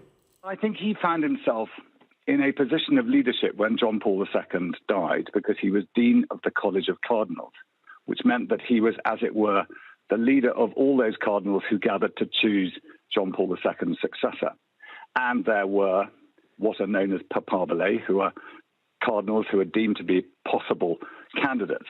But in the end, I think that because it was such a long time since the cardinals had gathered to elect a new pope, they saw the leadership that Cardinal Ratzinger, as Benedict XVI was then called, was showing, and they chose him to be their leader.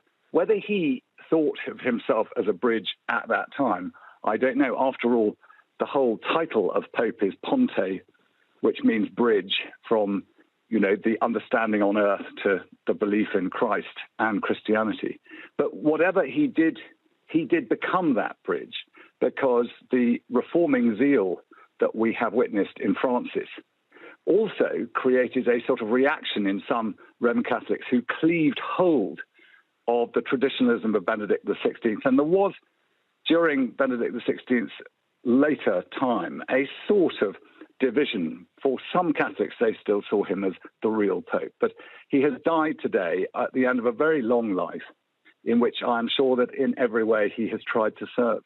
I think that to a great degree his impact here, and when he toured the United Kingdom, was profound. He was present to beatify somebody who'd started his life as an Anglican and became a very significant Roman Catholic called Cardinal, now blessed, John Newman.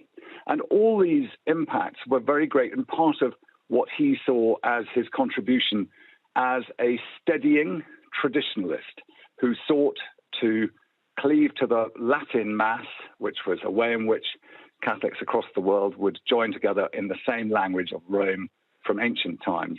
And I think he was probably outmaneuvered by almost everything that was going on around him. And his health also meant that he decided to stand down. But we remember now a very brief pontificate, but an extraordinary decision to step down from such a high office, the first person to do it for 600 years.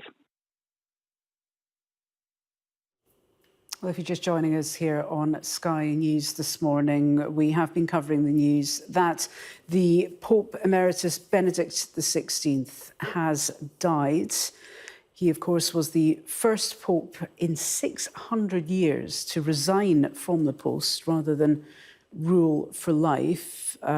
He was one of the eldest popes ever elected at the age of 78, and he lived until the age of 95. So he was the first German pope in 1,000 years to be elected in 2005. A difficult act to follow, really. He succeeded the wildly popular John Paul II, who reigned for 27 years. And Pope Benedict XVI's papacy was rather shorter in comparison at only 8 years. He stood down, of course, citing ill health, saying he didn't feel able to continue in the role, and was succeeded by the current Pope, of course, Francis I.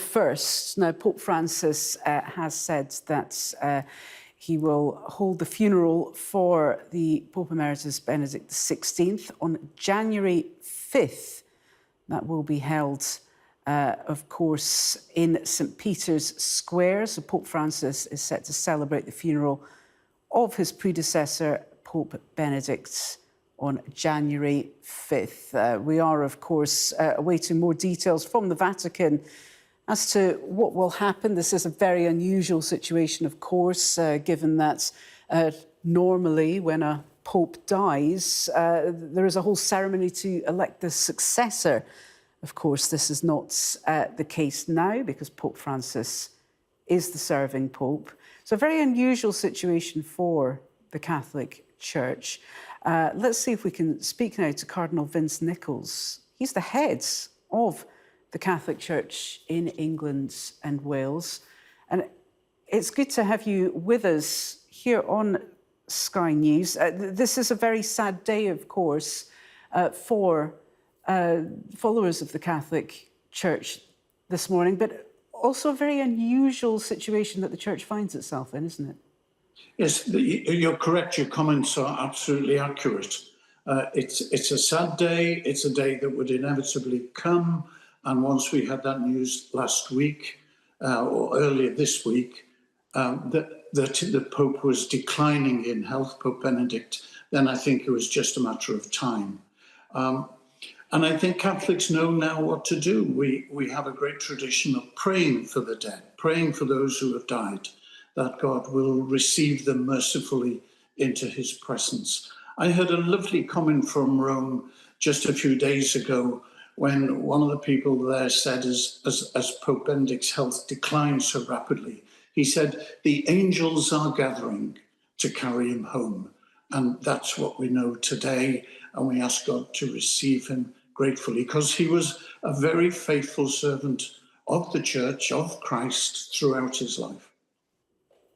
How would you define his legacy, Cardinal Nichols? Well, I think there are three aspects to it, actually. I mean, the first is he was a remarkable theologian, a thinker, somebody who wanted to explore what faith in God or what faith in Jesus Christ meant. And he had both an immense intellectual grasp of those issues, but also a gentleness and a clarity of expression, which meant that he, unlike many theologians, his writing was very accessible and inspirational.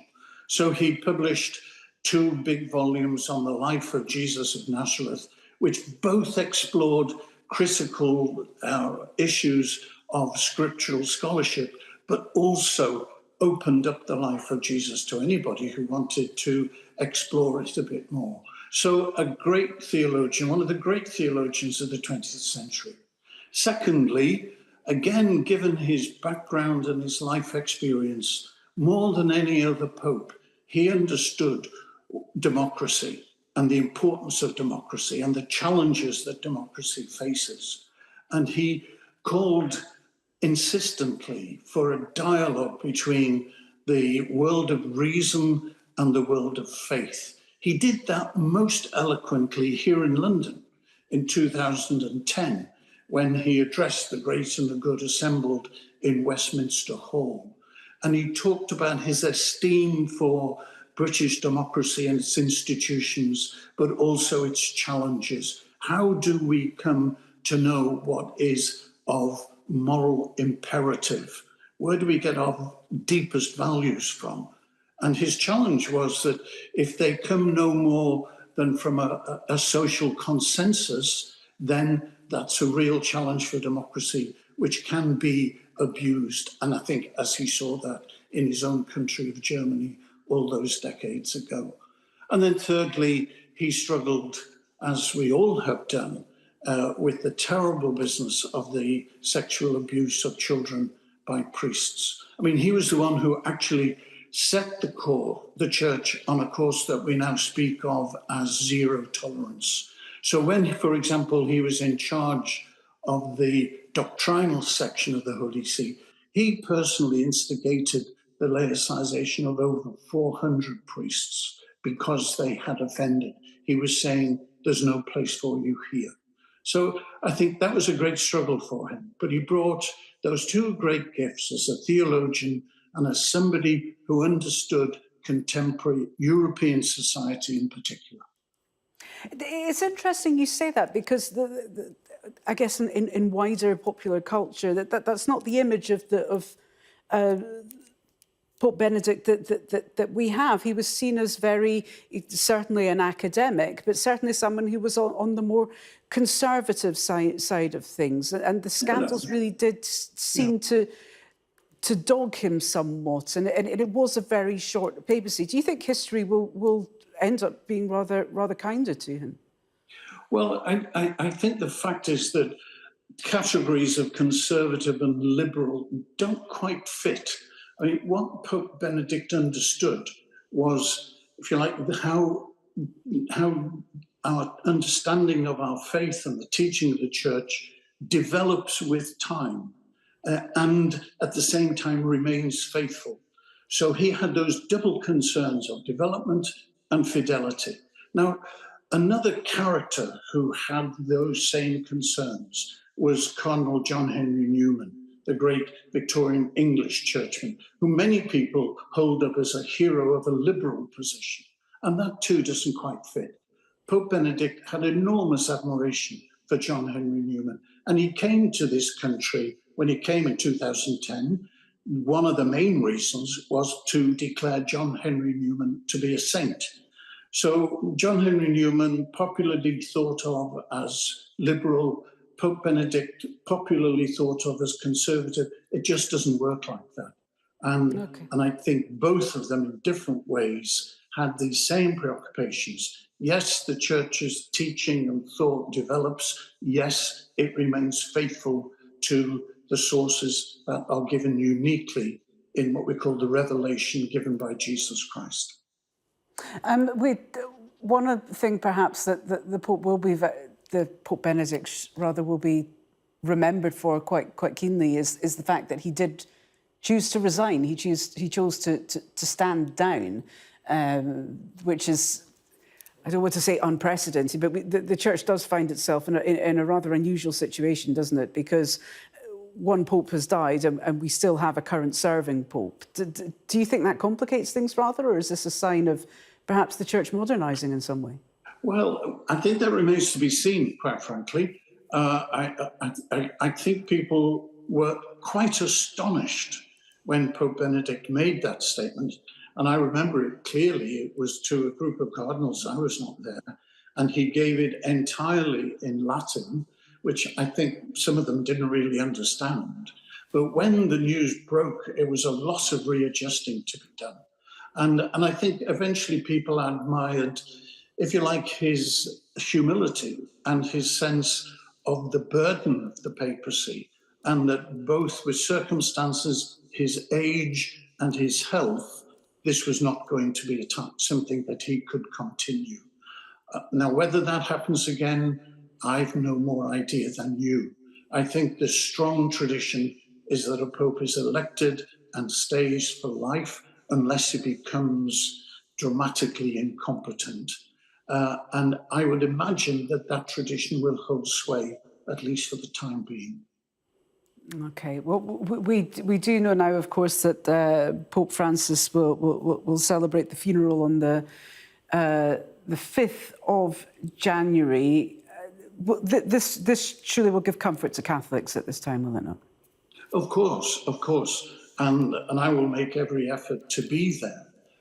And as I say, in the Catholic faith, there is a strong tradition that we pray for those who have died.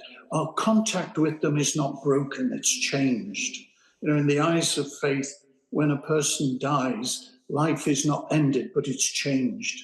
We go on to a phase of life, which is its fulfillment. It's what we've been created for, is to be with God.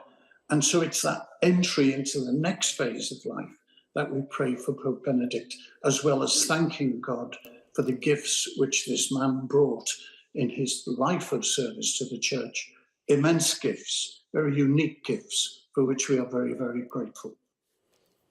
OK, Cardinal Vince Nichols, head of the Catholic Church in England and Wales. Thank you so much for joining us on Sky News this morning. Thank you. Well, let's take you now to Rome, where we can speak with NBC News foreign correspondent Claudio Lavanga, and he joins us now. We can see the basilica in the background behind you there, Claudio. Just give us a sense of what the atmosphere is like where you are, because, of course, the news people will have now had an hour or so, a couple of hours for that news to sink in, the death of the former Pope, Benedict XVI. Hey, Ala. Well, yes, I think that people are still unaware of what's going on, because if you go to St. Peter's Square this morning, as I was rushing here, of course, after the news broke, St. Peter's Square is quite full of tourists and pilgrims who just will go there anyway because of the end of the year, because it's holidays, and they're all queuing to get into St. Peter's Basilica. But what's perhaps interesting and shocking is how different people from around the world perceive Pope Benedict XVI compared to theologians and staunch Catholics. I mean, just yesterday we were there in St. Peter's Square asking people, the tourists and the pilgrims who were just lining to get into St. Peter's Basilica, what they thought about the fact that Pope Benedict was sick. Of course, this was yesterday, and to our surprise, several people didn't know who he was. Others knew who he was, but they didn't know he was sick, and several others, like a third, knew about it, and they were praying for him. So in a way, that kind of, it's not, of course, a scientific method, but in a way, kind of, it's the same. It would probably be the same atmosphere right now among the pilgrims and the tourists who was just lining up there to get into St. Peter's Square. But I can only imagine that there will be staunch Catholics who appreciated Pope Benedict XVI, who will be making their way, if they are in Rome, of course, here to pray in St. Peter's Square right now for him. Allah. Yeah, we did have that live shot up next to you, just showing the people starting to gather there in the Vatican. Thank you so much indeed.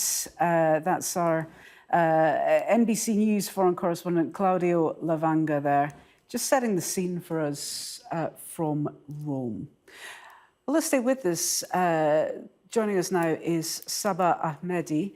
I beg your pardon, we don't have Sabah. We do, however, we will bring you more in the next hour on the death of the former Pope Benedict, who has died this morning. He will be remembered as among the great popes. He defended truth and extolled the beauty of holiness against a sometimes hostile secular world. What I'm reading you now is actually a tribute from Jacob Rees-Mogg MP, of course, a staunch Catholic himself.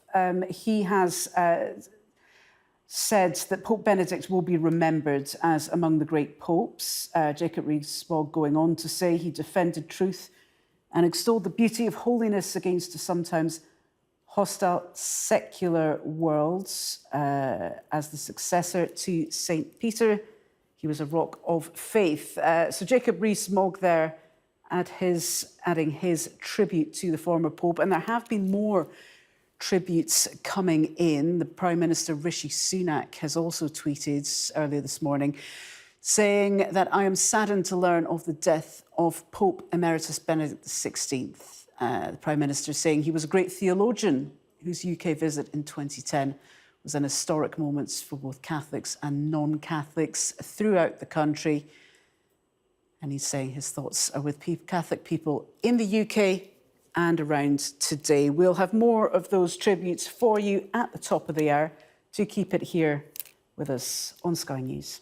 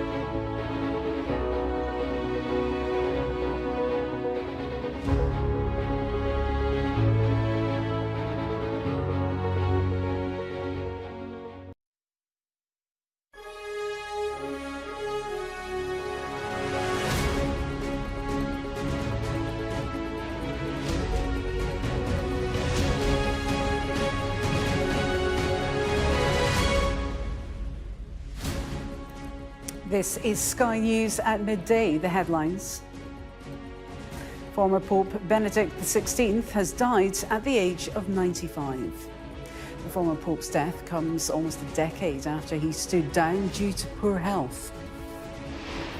The Vatican has said Pope Emeritus Benedict's body will lie in state for Monday in St. Peter's Basilica ahead of his funeral on Thursday.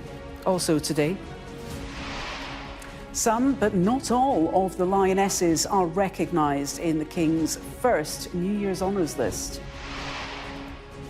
The government announces new COVID testing rules for anyone arriving in England from China after a surge in cases there.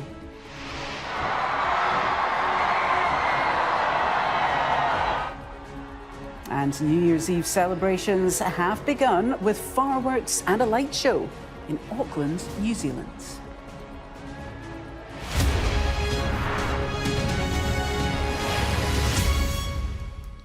Good afternoon. Tributes are being paid to former Pope Benedict XVI, who died this morning, aged 95. In 2013, Pope Benedict became the first pontiff to resign in 600 years, saying he no longer had the physical and mental strength to run the church. The head of the Catholic Church in England, Cardinal Vincent Nichols, has said Pope Benedict was one of the great theologians of the 20th century. We'll have more on the tributes led this morning by the Prime Minister in a moment. First, though, our Europe correspondent Siobhan Robbins looks back at Benedict XVI's life and legacy. He was known as the intellectual Pope, the son of a policeman, a child who lived through Nazi rule. In 2005, Cardinal Joseph Ratzinger became Benedict XVI, the first German to be elected Pope in 1,000 years. An uncompromising theological conservative, cardinals chose him as a safe pair of hands. Benedict was a shy person. He loved books. He loved his desk, writing, reflecting, bringing in beautiful German and then also in other languages his thought, but a lonely person. He was even telling people, my true friends are the books. Nicknamed God's Rottweiler for his uncompromising conservative views as a cardinal, at times his 8-year papacy was marked by missteps, the rehabilitation of a Holocaust denier angering Jews, a clumsy speech antagonising Muslims. But many respected his deep faith. His strength was clearly how to express the Christian faith in a way understandable to modern human beings. That's his message, that's what he leaves us. Among Catholics, Benedict was widely popular. In 2010, he made the first ever papal state visit to the UK, welcomed by a crowd of adoring pilgrims. Before meeting Queen Elizabeth, politicians, and giving dozens of sermons. But his visit was controversial for critics who claimed he was not doing enough to tackle sex abuse in the church, a topic which would haunt him into his retirement. The number one challenge for Pope Benedict was the abuse crisis, which was just gaining it in speed and spreading all over the world during his pontificate. And he did take several steps to begin to respond to that. But his critics say that he didn't do enough in the time that he was the Pope. In 2013, tired by a Vatican leak scandal and dogged by ill health, Benedict made history again, this time becoming the first pope in 600 years to resign. In his final address to the faithful, he acknowledged the weight of the office and the church's problems. It was a journey with joy and light, but there have also been difficult moments. Then, in an extraordinary chapter for the Catholic Church, he said goodbye to the cardinals before retiring to a monastery in Vatican City.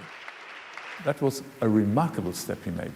And there hadn't been a pope since the Middle Ages who stepped down. So he, as a fairly conservative person, was also opening a door to a world of today where people need not stay in office until they die. After retirement, Benedict chose to keep wearing white, give interviews and not revert to his old name. Decisions critics claimed threatened the unity in the church. But the two popes' personal relationship was strong. Francis referring to his predecessor as a grandfather figure and asking people to pray for his friend as his health deteriorated. He's very sick, he told worshippers in December, asking the Lord to comfort him to the very end.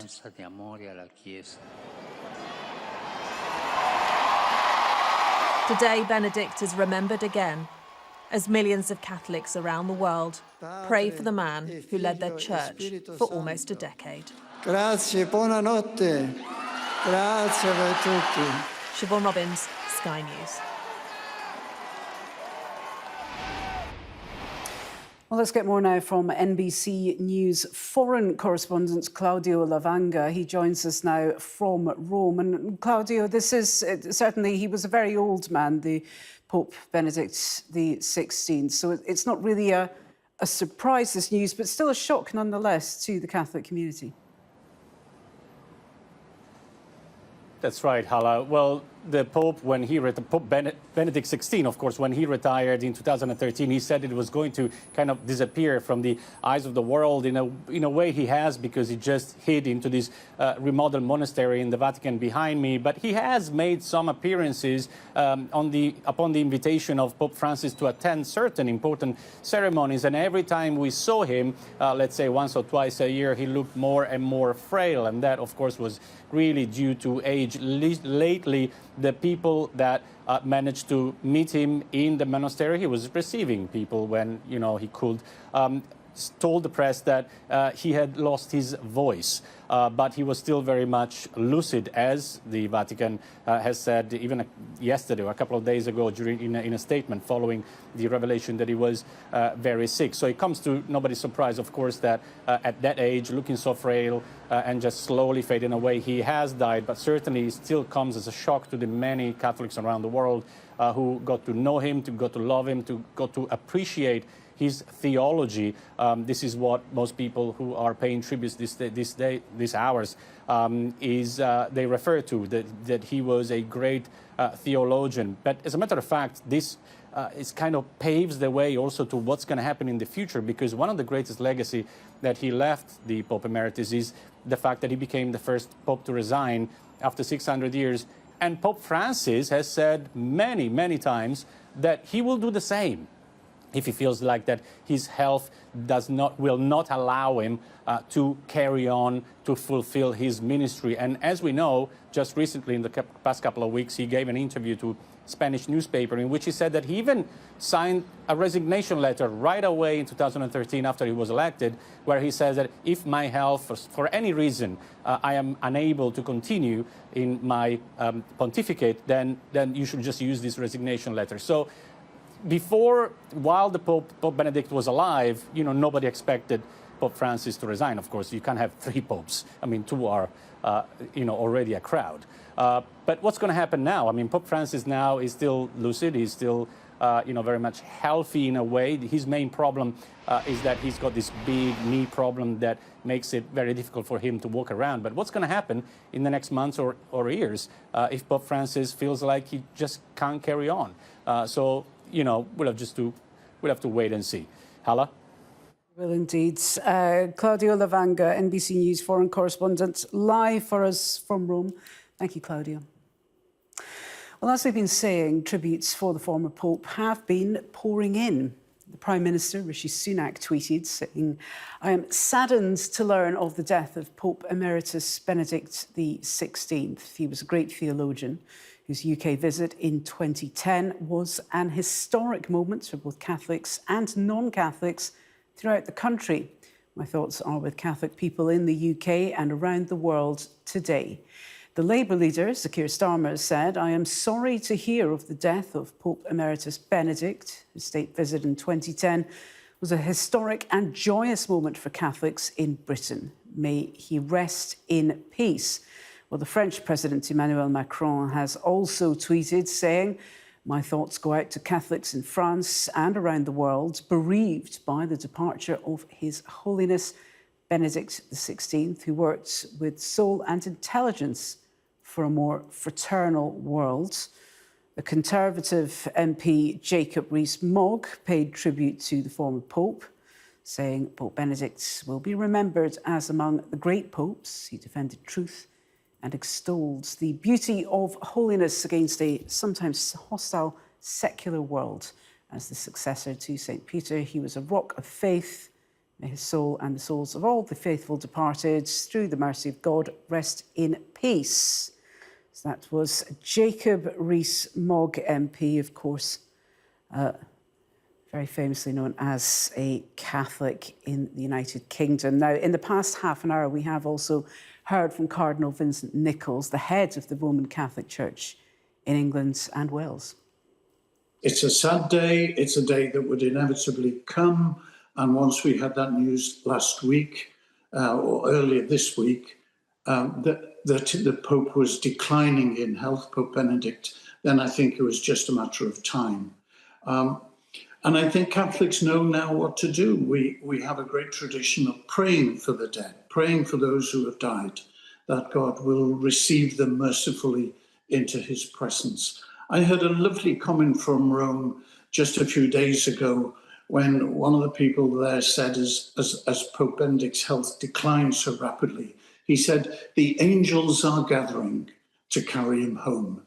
And that's what we know today. And we ask God to receive him gratefully, because he was a very faithful servant of the Church, of Christ, throughout his life. In the Catholic faith, there is a strong tradition that we pray for those who have died. Our contact with them is not broken, it's changed.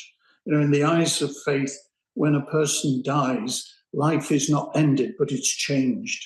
We go on to a phase of life, which is its fulfillment. It's what we've been created for, is to be with God.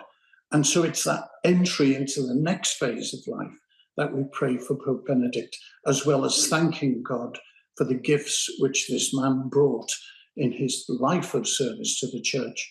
Immense gifts, very unique gifts, for which we are very, very grateful. Well, Sky's Milena Veselinovic is outside Westminster Cathedral for us this morning. Of course, that's the mother church for Catholics in England and Wales.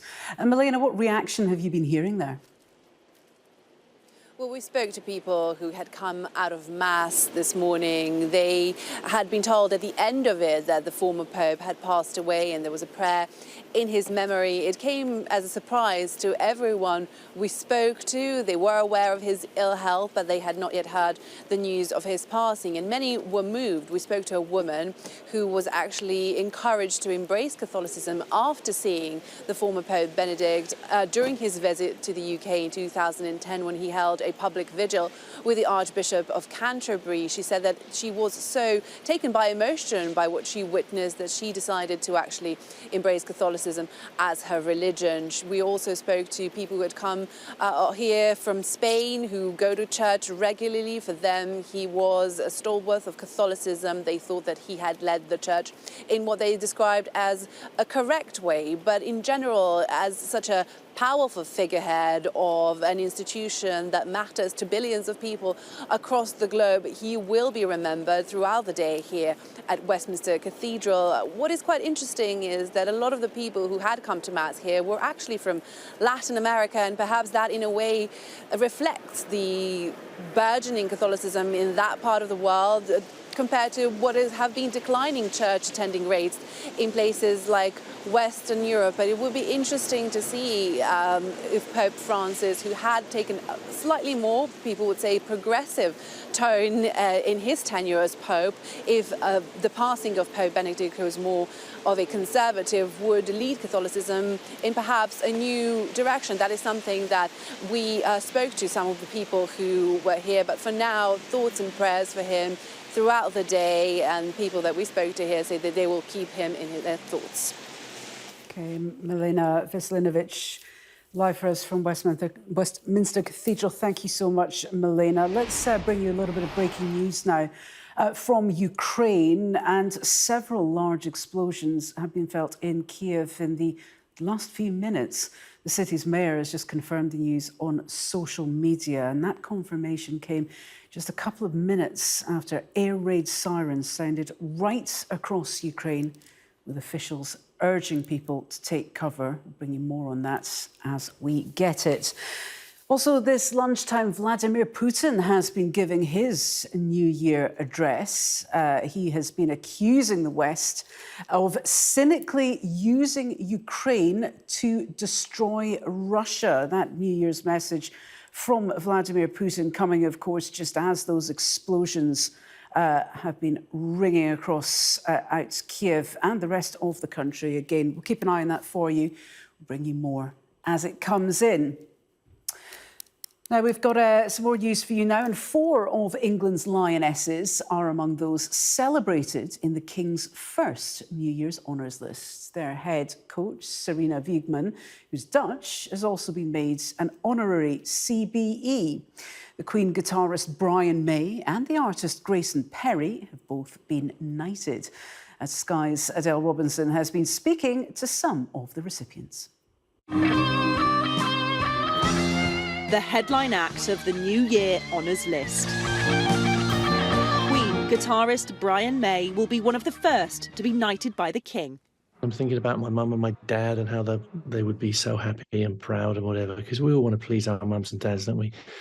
And, you know, it was a long road for me. I displeased them for some of my life. So I think they'd be happy that I landed up in this place. But the other thing I'm feeling very strongly is that this is a kind of challenge. It's taken me to a new place, and it's a kind of commission. I think that's the way I regard it, to do good in the world and do better than I've done before. And from rock star to lioness, 4 England women footballers on the Euro 2022 winning side have been recognised and made MBEs, one of them Lucy Bronze. It recognises all of the achievements put together and says, yeah, you've achieved so much, both as an individual and the team that you've played in, as a person, as a footballer. And we recognise that and want to celebrate your success. And I guess that's the way I see it, as celebrating everything together. So I guess it goes right to the top. England women's coach Sarina Wiegman's also been given an Order of the British Empire. And another sporting hero too, Olympic gold medalist Denise Lewis, made a Dame. It's 22 years ago since I won that gold medal in Sydney. And so to be receiving an accolade as big as this, it's almost more the sweeter, because it isn't for my single performance. It's for service to the sport that has given me so much in my life. Among politicians honoured, Labour's Chris Bryant, Commons Standards Committee chair, will receive a knighthood. I just know so many people in the Ronda who deserve this so much more than I do. Nurses, carers, you know, posties, bus drivers and so on, let alone other MPs who deserve it more than I do. So I was really, really shocked. But most of the more than 1,000 recipients are lesser known, like Clean Air campaigner Rosamond, whose 9-year-old daughter Ella died from an asthma attack and air pollution in 2013. You know, when Sadiq Khan keeps on saying to me, you're saving lives, yes, I know, but I want, especially with asthma, I want children to stop dying, because I know in Scandinavian countries, children don't really die from asthma, and that's really what I want for children in this country. An honours list that nods to some highs and lows of recent years, celebrating both sung and unsung heroes. Adele Robinson, Sky News. Let's take a look at some of the day's other news now. And the American broadcaster and pioneering TV interviewer Barbara Walters has died at the age of 93. She was famous for her high-profile interviews with world leaders and celebrities alike, and made headlines in 1976 when she became the first woman to present a flagship evening news programme. Her agent said she died peacefully in her home, surrounded by loved ones. Health leaders have said that NHS A&E waiting times this winter are likely to be the worst on record. The Royal College of Emergency Medicine has said hospitals are struggling to cope with a rise in demand brought on by COVID, flu and strep A. Several NHS trusts have already declared critical incidents. Heavy rain, wind and ice is expected to lead to more flooding and travel disruption in parts of the UK today. A yellow weather warning for rain was issued for the southwest of England and much of Wales, while a yellow warning for ice remains in place in northern Scotland. Forecasters say the unsettled weather is being caused by the deadly winter storm that sent temperatures plunging in the US over Christmas. Now, New Year's Day celebrations have begun across the world.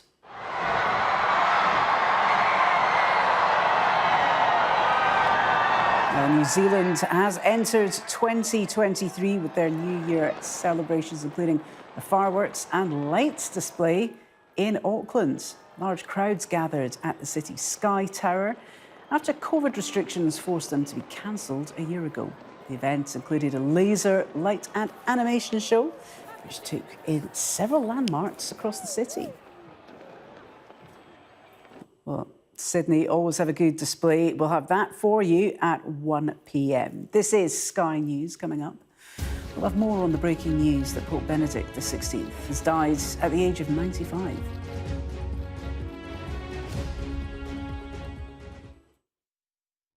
As the year draws to an end, reflecting on the last 12 months, a year that saw the uniting of people through adversity, after a long time separated, while others shouldn't have been. This is it, folks. It was a year of roaring together for the lionesses and of quietness to pay our respects, of an end of an era to a start of a new, from disbelief to hope, of people being at the heart of our stories. As we collectively look back at the year and look forward to the start of a new, we thank you for being there with us. From us to you.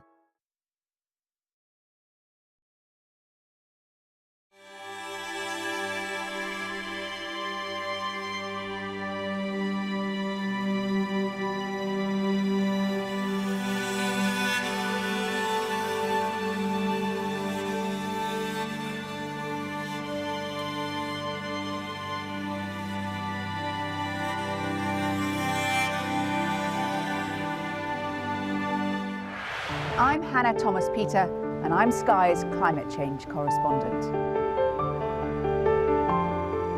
The UK is a world leader in wind power. Power! Power! People! It's part of the Congo Basin rainforest, which is such an important ecosystem. It's known as the lungs of Africa. We aim to be the best and most trusted place for news. She doesn't really enjoy speaking to the press, and it wasn't clear right up until the last moment that she was going to sit down with me. I might be just very naive, but I do believe that change is possible, otherwise we wouldn't be climate activists.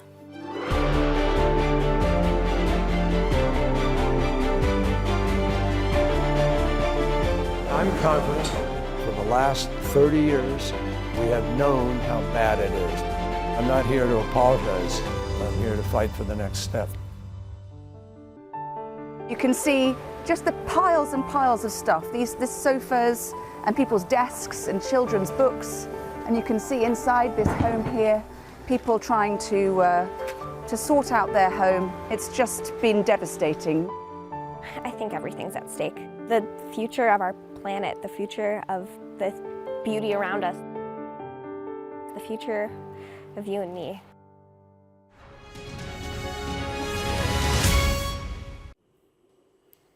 Let's return to our top story, the death of Pope Benedict XVI. In 2013, Benedict became the first pontiff to resign in 600 years, saying he no longer had the physical and mental strength to run the church. Well, joining me now to discuss this is Foreign Affairs author Tim Marshall, who's in West London. And Tim, we've been talking a lot about the fact that Pope Benedict will be remembered largely for this decision, really, to stand down as Pope, while there is another Pope taking who took his place. What would you say his legacy will be? I come at it from the angle of foreign affairs, obviously, and the diplomacy at the Vatican is quite a thing to behold. They have the oldest diplomatic corps in the world. It's huge, and they stretch all over the world. They have diplomatic relations with 180 countries. And I think one of his legacies is in that field of diplomacy, because he added, during his, 5 or 6 year reign, he got diplomatic relations with the UAE, with Malaysia, with Montenegro, South Sudan, I think Sudan as well. And that's quite a coup, especially with Russia. And I think that his relationship with Putin helped bring together the Russian Orthodox Church and the Roman Catholic Church, because we wouldn't have time to go into it too much, but since 1054, there was the great schism in the church. There are elements in the Orthodox Church that believe they are the new Rome. They've always had issues. Russian Catholics were even more persecuted during the Soviet years than Orthodox Christians. And so he met Putin in the Vatican, 2007, just a year after I think he became Pope. And that really did help relationships between the two churches. So I think that's a big plus. There were negatives. It's interesting you bring up the diplomacy there and the fact that he was, he had that relationship with Vladimir Putin, and given everything we're seeing in the world today, I mean, how enduring would you say that diplomacy has been? Well, it does help, with the whole thing about Georgia instead of war. I mean, the two churches have had some serious issues between them, and there were tensions between some Catholics and some Orthodox in Russia. And, when you get a pope meeting a president and then both saying, we need to get on better, it helps. It helps to reduce those tensions. As I said, there were some negatives, though. 2006, he made this speech, and it was perhaps slightly misconstrued, but he quoted a former emperor who had pretty much said that Islam spread through violence. Now, you can make an argument for or against that, but if the Pope says it, it causes a firestorm. It did. And elements within the Islamic world got very cross. He ended up saying sorry, but he then went on to the Blue Mosque in Istanbul, only the second Pope ever to enter a mosque. And again, to try to bring faiths together. The Saudi king visited the Vatican, and again, these are plus points. The real negative, though, is China. And I think this can be laid at the door of the new Pope as well. The Chinese government will not recognize the Vatican. They do not have diplomatic relations. And the Chinese government choose the Catholic bishops in China. Rome doesn't choose them. And they've kind of almost accepted that. And Catholics that pay allegiance to Rome in China are very much persecuted. They have to worship underground. And I think he tried to improve the lives of Catholics in China, but failed. Now, is that his fault, or is it the fault of the Chinese government? But it was not, it was not one of the successes. I think the success is trying to bring the Orthodox and the Catholics together and adding at least 6 or 7 countries to have diplomatic relations with the Vatican. Now, and some people say, well, how important is a pope? And I think that it is limited, but, and I'm reminded of the old quote by Stalin when the Pope of Stalin's time had criticized the Kremlin, and he said, well, how many legions has the Pope got? Which is to say, none, or several billion, if you look at the Catholic Church. And I think we will see the influence and the power that the Vatican has at the funeral. I think it's next Thursday, when you will see a steady stream of world leaders showing up in Rome. Yes, Thursday, January the 5th, as we were reporting this morning. Tim Marshall, fascinating to get that analysis from you. Thank you very much indeed. Got time now for a quick check on the weather. warm memories wherever you go. The weather, sponsored by Qatar Airways. Well, it will be unsettled this weekend, although drier and less windy tomorrow. But Monday looks mostly fine. So southern Britain will be very mild, but windy today with coastal gales. While the far north will be cold, most other places will see temperatures around average for this time of year. England and Wales will be mostly cloudy with outbreaks of rain this afternoon, although northern England looks mainly dry with brighter spells likely. South of Ireland will see cloud and rain later on, and elsewhere, Northern Ireland, the north of Ireland and central and southern Scotland will be mostly dry with sunny spells, but northern Scotland will expect wintry showers. The weather, sponsored by Qatar Airways. This is Sky News. Coming up, 3 prime ministers, 2 heads of state. Busy year for British politics. We'll look at what 2023 might have in store.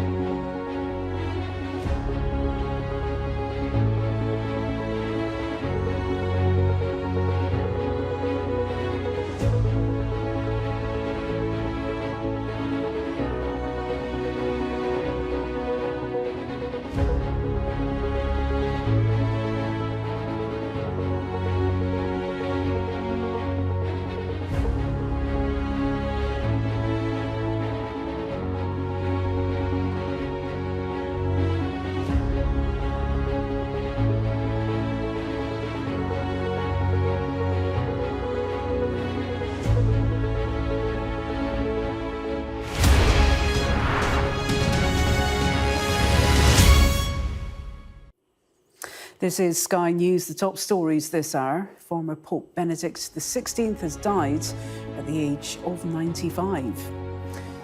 The Vatican says Pope Benedict will lie in state before his funeral on the 5th of January. And some of the lionesses are among those celebrated in the King's first New Year honours list.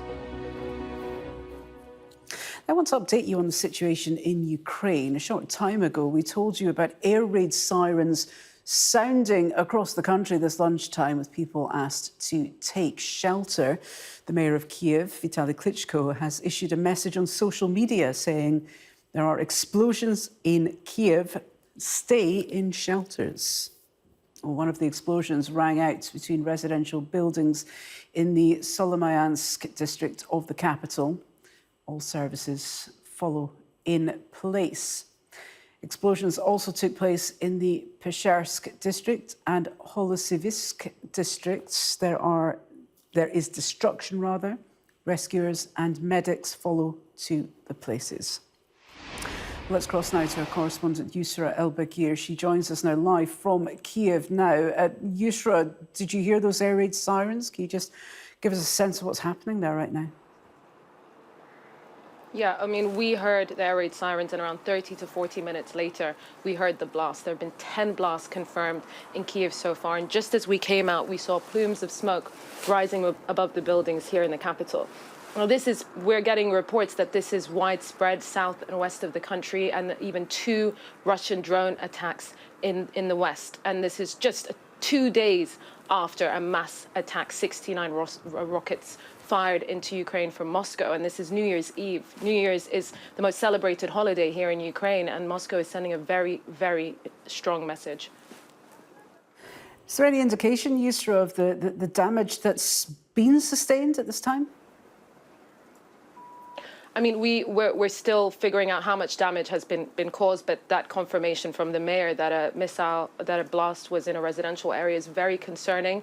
People have been told to take shelter, and the attack 2 days ago, where the missiles were intercepted coming into Kyiv, 16 of the missiles were said to be intercepted, still saw 3 people wounded and 2 homes destroyed here. So we're yet to see what will happen.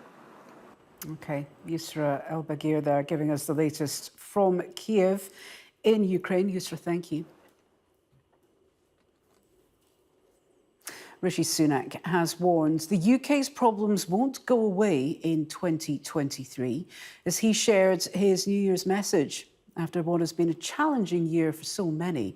The Prime Minister admitted there were challenges still to come, but said the best of Britain would be on display over the coming months. The Labour leader's Keir Starmer used his message to call for change.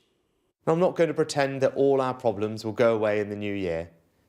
But 2023 will give us an opportunity to showcase the very best of Britain on the world stage, continuing to stand with our Ukrainian friends against Putin's brutality and defending freedom and democracy wherever we find it under threat. In this historic year of His Majesty the King's coronation, we will come together with pride in everything that makes this country great. It's been another very tough year, and looking further afield, a year when war returned to our continent.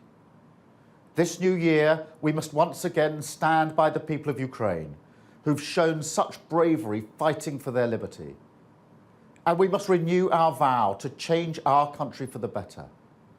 2023 is a new chapter for Britain, with a new king to be crowned in May. We must look forward to that with hope.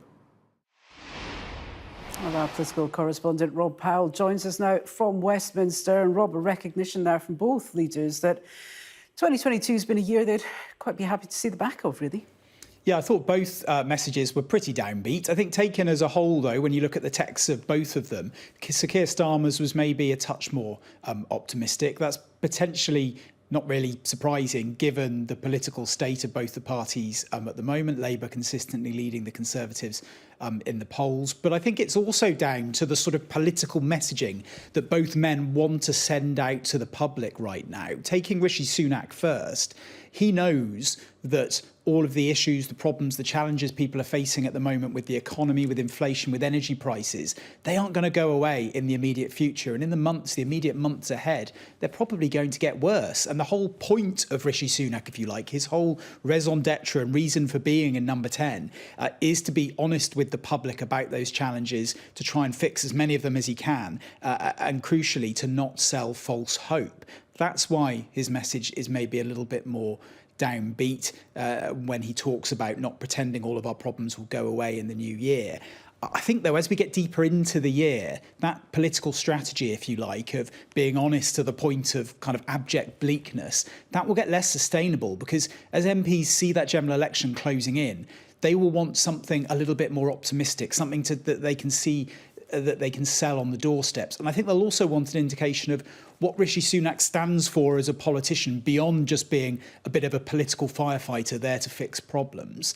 As for Keir Starmer, I think the reason why he was potentially sounding a little bit more hopeful in terms of laying out plans for the months ahead is that this was probably the 12 months where a good chunk of people within the Labour Party started genuinely believing that they were going to win the next election. That kind of breeziness and optimism was palpable at the Labour conference back in autumn. But what many Labour MPs and officials acknowledge, maybe more in private than in public, is that the party's got quite a lot of work to do to actually set out what it stands for and what it would do in power. Because at the moment, a lot of the triumphs that the Labour Party is are getting in the polls are mainly down to the turmoil that's been created mainly by the Conservative Party over the last 12 months. So they're sort of trading off the Conservatives' misery. And if they're genuinely going to be on the edge of taking power, they need to do more than just sort of heckle from the sidelines. They need to actually set out some ideas, some policies, and tell a story about what they would do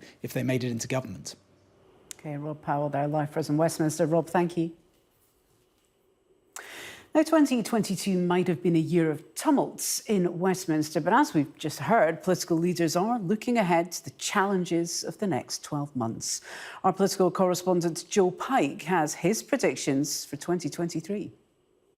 Rishi Sunak has been in his job for just over 2 months. Keir Starmer's been leading Labour for almost 3 years, but both will face big challenges in 2023. The war in Ukraine is likely to remain the major foreign policy issue, whilst at home concerns over the economy, energy prices and industrial action will dominate. We are actually going to see the cost of living crisis really biting. Big questions will be asked of the government. What more support will you continue to give, not just households, but businesses who are struggling as well? And even though people are saying, look, inflation will slowly come down over time, people aren't going to feel that for some time. The Prime Minister will be judged on all that, plus his new targets to tackle illegal immigration and clear the current backlog. MPs on the right of the party have been really agitated about this for some time. I think MPs in the centre and even on the left realise that their constituents really see this as a problem. So there is a general sense that the government has to get a grip. As much as he wants to look to the future, Rishi Sunak may be dragged back to controversies of the past. Boris Johnson facing the Privileges Committee, big questions being asked over the pandemic handling. We know that Dominic Raab is coming under lots of scrutiny and there are increasing numbers of allegations about bullying. So even though Rishi Sunak very much wants to be this sort of clean skin and this fresh face for the Conservative Party, the recent history of the Conservative Party is going to visit him, the sort of ghosts of Christmas past. Rishi Sunak also needs to prove he's more than just a technocrat and start to set out his vision for the country. At the same time, Keir Starmer's claim that he's leading a government in waiting will mean he will face scrutiny like never before. You have polls consistently suggesting that Labour are going to win a majority, and not just a small majority, a huge majority, you think at some of these polls. That means they are going to be under pressure to say more. So far, Labour, I think, are doing a pretty good job to be quite evasive on things like strikes, on various issues, even on spending. And I think that's going to be harder, particularly as the scrutiny arrives and you see on lots of these interviews almost being interviewed as a government in waiting as opposed to opposition. Nicola Sturgeon will hold a special SNP conference to work out the next steps in the fight for Scottish independence. Wrangling over the Northern Ireland Protocol could lead to another Stormont election. Ed Davey will be hoping he can rebuild support for the Liberal Democrats, whilst Nigel Farage's Reform Party could prove a threat to the Conservatives. 2023 is likely to be the last full year before a general election, so the impending battle for number 10 will be on every politician's mind. Police in the United States have arrested a man over the murders of 4 students in a house near their university in Idaho. The 28-year-old was detained in eastern Pennsylvania, more than 2,000 miles from where the killings took place. Our US correspondent Martha Kellner reports. It's the breakthrough their families have been desperate for. A man arrested in connection with the brutal murder of 4 university students, a crime which has tormented a town and mystified America.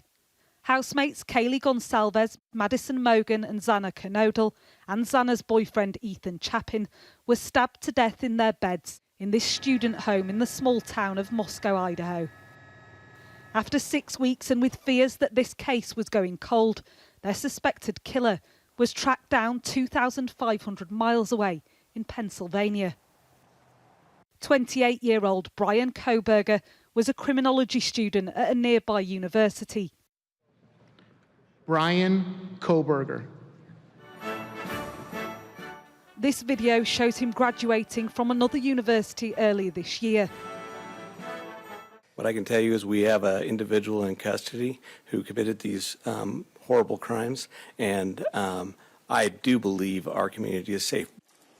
One of the many unknowns pervading this case is why the three-storey house or its occupants were targeted and why some were left alive. On the first floor, Zana and her boyfriend Ethan, who were sharing a bed, were killed. On the second floor, Kaylee and lifelong best friend Maddie, also sharing a bed, were murdered. 2 other female housemates in ground floor bedrooms say they slept through the attacks.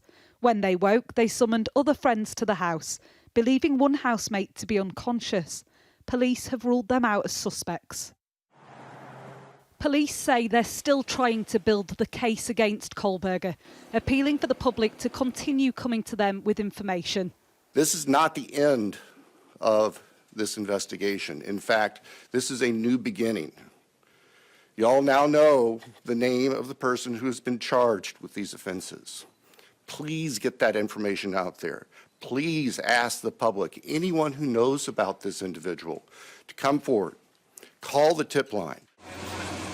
Furniture and other belongings were removed from the crime scene today under a tarpaulin cover. The process was suddenly halted, police say, at the request of the court. But after 6 weeks with little sign of any progress being made in this murder inquiry, Moscow police now believe they have their man. Martha Kellner, Sky News.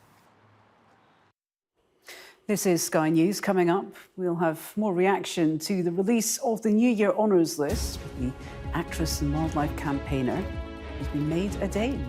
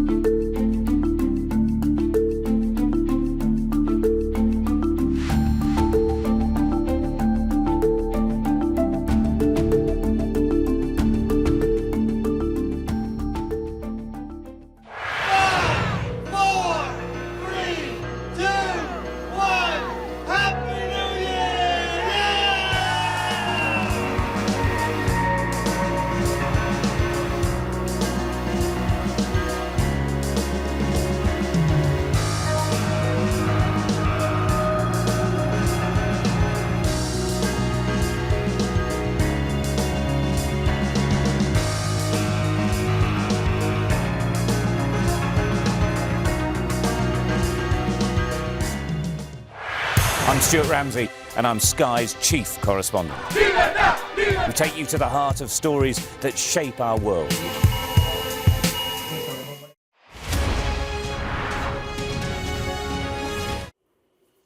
Welcome back. The King has released his first New Year's honours list.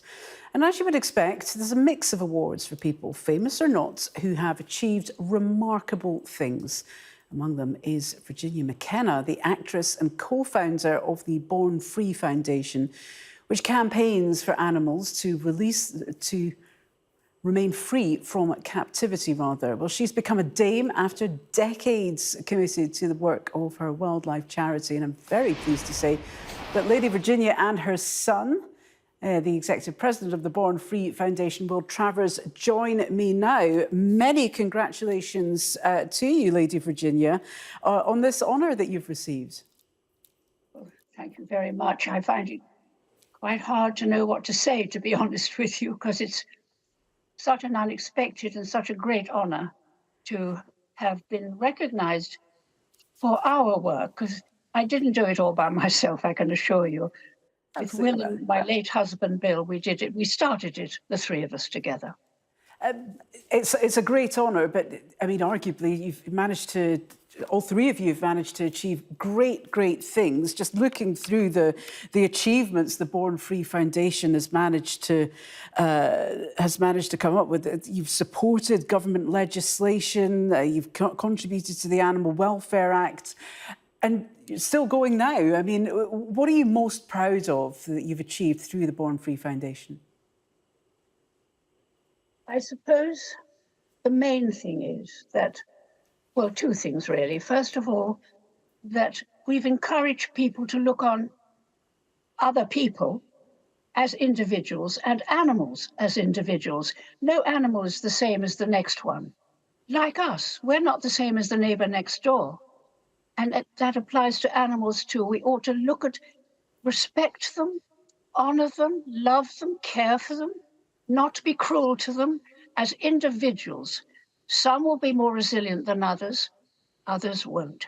And we have to recognise the individuality and the sensitivity of animals, which we often admire for their loving care of their young and the way they live with other creatures and in harmony. You know, sometimes we don't do that, but they do. And we revere the elephant, and yet we put elephants in captivity and give them sometimes, not always, but sometimes a concrete compound, and that's where they spend the rest of their lives.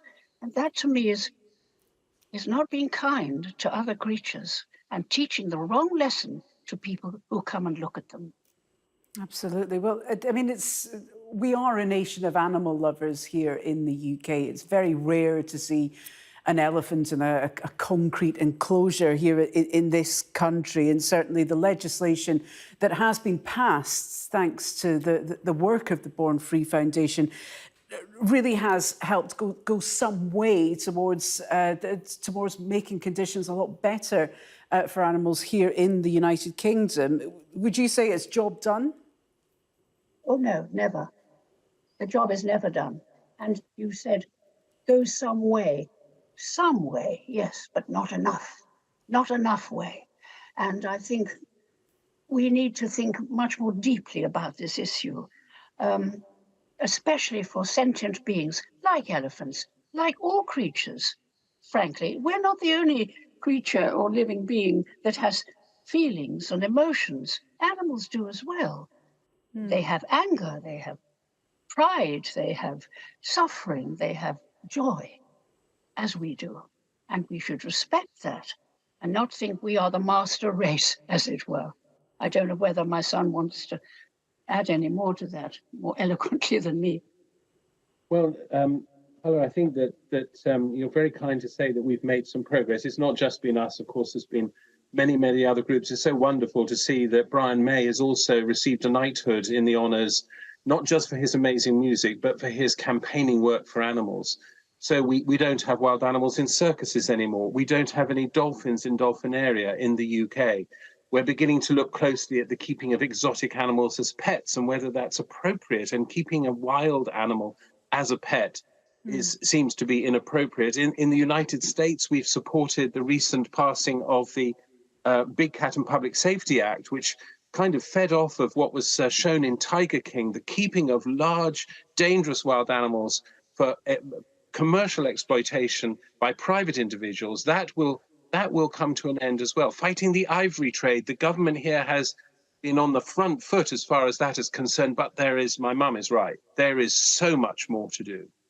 And just quickly, what lies ahead for the Born Free Foundation and the activism that you both espouse? What are the next steps for you? Oh, my goodness. Well, probably following many of the same paths, just being stronger on those paths with what we feel justice has to be done for innocent wild creatures. I'm not quite sure. Will would probably... Well, inspiring. You're particularly keen to inspire the younger generation, yes. The voices. We've just actually brought a 19-year-old. Here I am with a 91-year-old. We've just brought a 19-year-old onto our board so that the voice of young people can be heard at the top table, where it's absolutely essential. And of course, we're looking beyond trophy hunting, for example. We're looking for a different future that protects wildlife, protects habitats, and helps rural people achieve their potential without the killing of wild animals for fun. OK, so the work very much continues. Will Travers from the Born Free Foundation and Lady Virginia, great to have you with us here on Sky News, and many congratulations again for your honour there, released in the New Year's Honours List. Thank you for asking us to come on your programme. Thank you. Okay. I've just got time for a quick check on the weather now. Warm memories wherever you go. The weather, sponsored by Qatar Airways.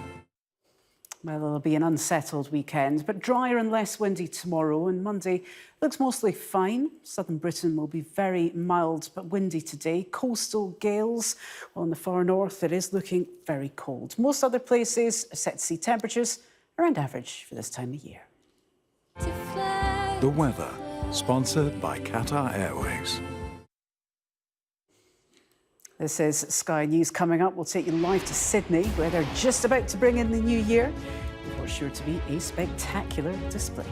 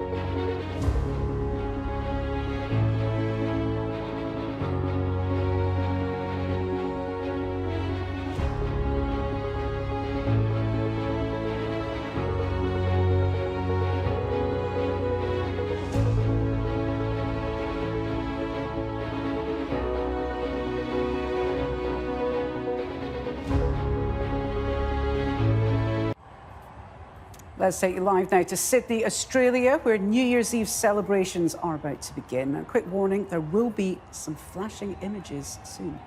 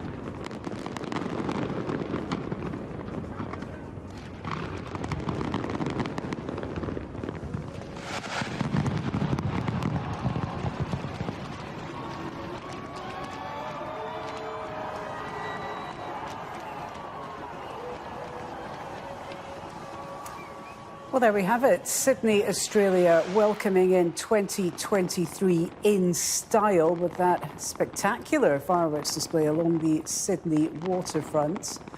They join New Zealand, of course, in 2023. Here in London, however, we're still very much firmly in 2022. Our fireworks will come a little bit later on in the day.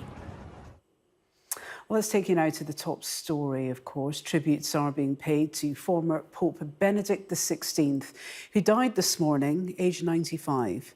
In 2013, Pope Benedict became the first pontiff to resign in 600 years, saying he no longer had the physical and mental strength to run the church. The head of the Catholic Church in England, Cardinal Vincent Nichols, has said Pope Benedict was one of the great theologians of the 20th century. We'll have more on the tributes led this morning by the Prime Minister in a moment. First, though, our Europe correspondent Siobhan Robbins looks back at Benedict XVI's life and legacy. He was known as the intellectual Pope, the son of a policeman, a child who lived through Nazi rule. In 2005, Cardinal Joseph Ratzinger became Benedict XVI, the first German to be elected Pope in 1,000 years. An uncompromising theological conservative, cardinals chose him as a safe pair of hands. Benedict was a shy person. He loved books.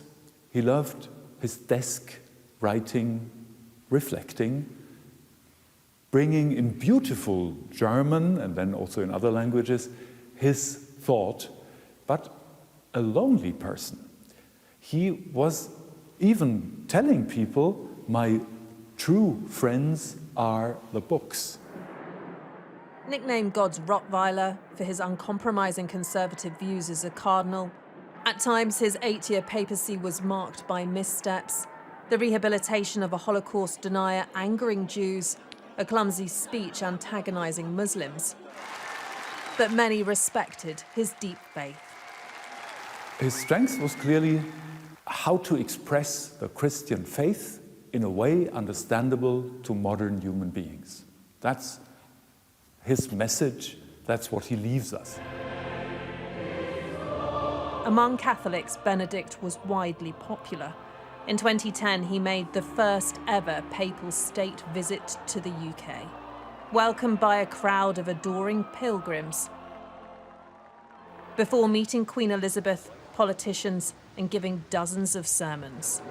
But his visit was controversial for critics who claimed he was not doing enough to tackle sex abuse in the church, a topic which would haunt him into his retirement.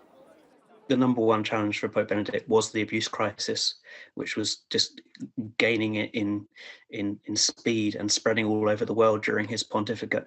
And he did take several steps to begin to respond to that. But his critics say that he didn't do enough in the time that he was the Pope. In 2013, tired by a Vatican leaks scandal and dogged by ill health, Benedict made history again. This time becoming the first pope in 600 years to resign. In his final address to the faithful, he acknowledged the weight of the office and the church's problems. It was a journey with joy and light, but there have also been difficult moments. Then, in an extraordinary chapter for the Catholic Church, he said goodbye to the cardinals before retiring to a monastery in Vatican City. That was a remarkable step he made.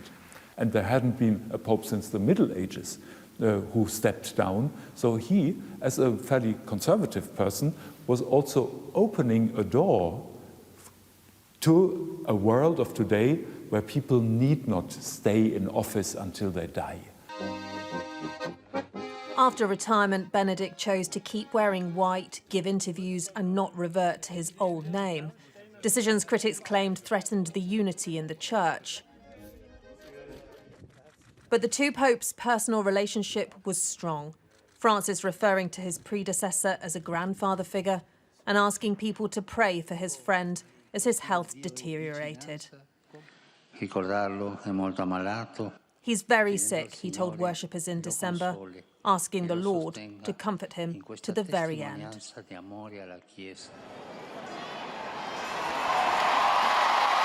Today, Benedict is remembered again as millions of Catholics around the world pray for the man who led their church for almost a decade. Grazie, buonanotte. Grazie a tutti. Siobhan Robbins,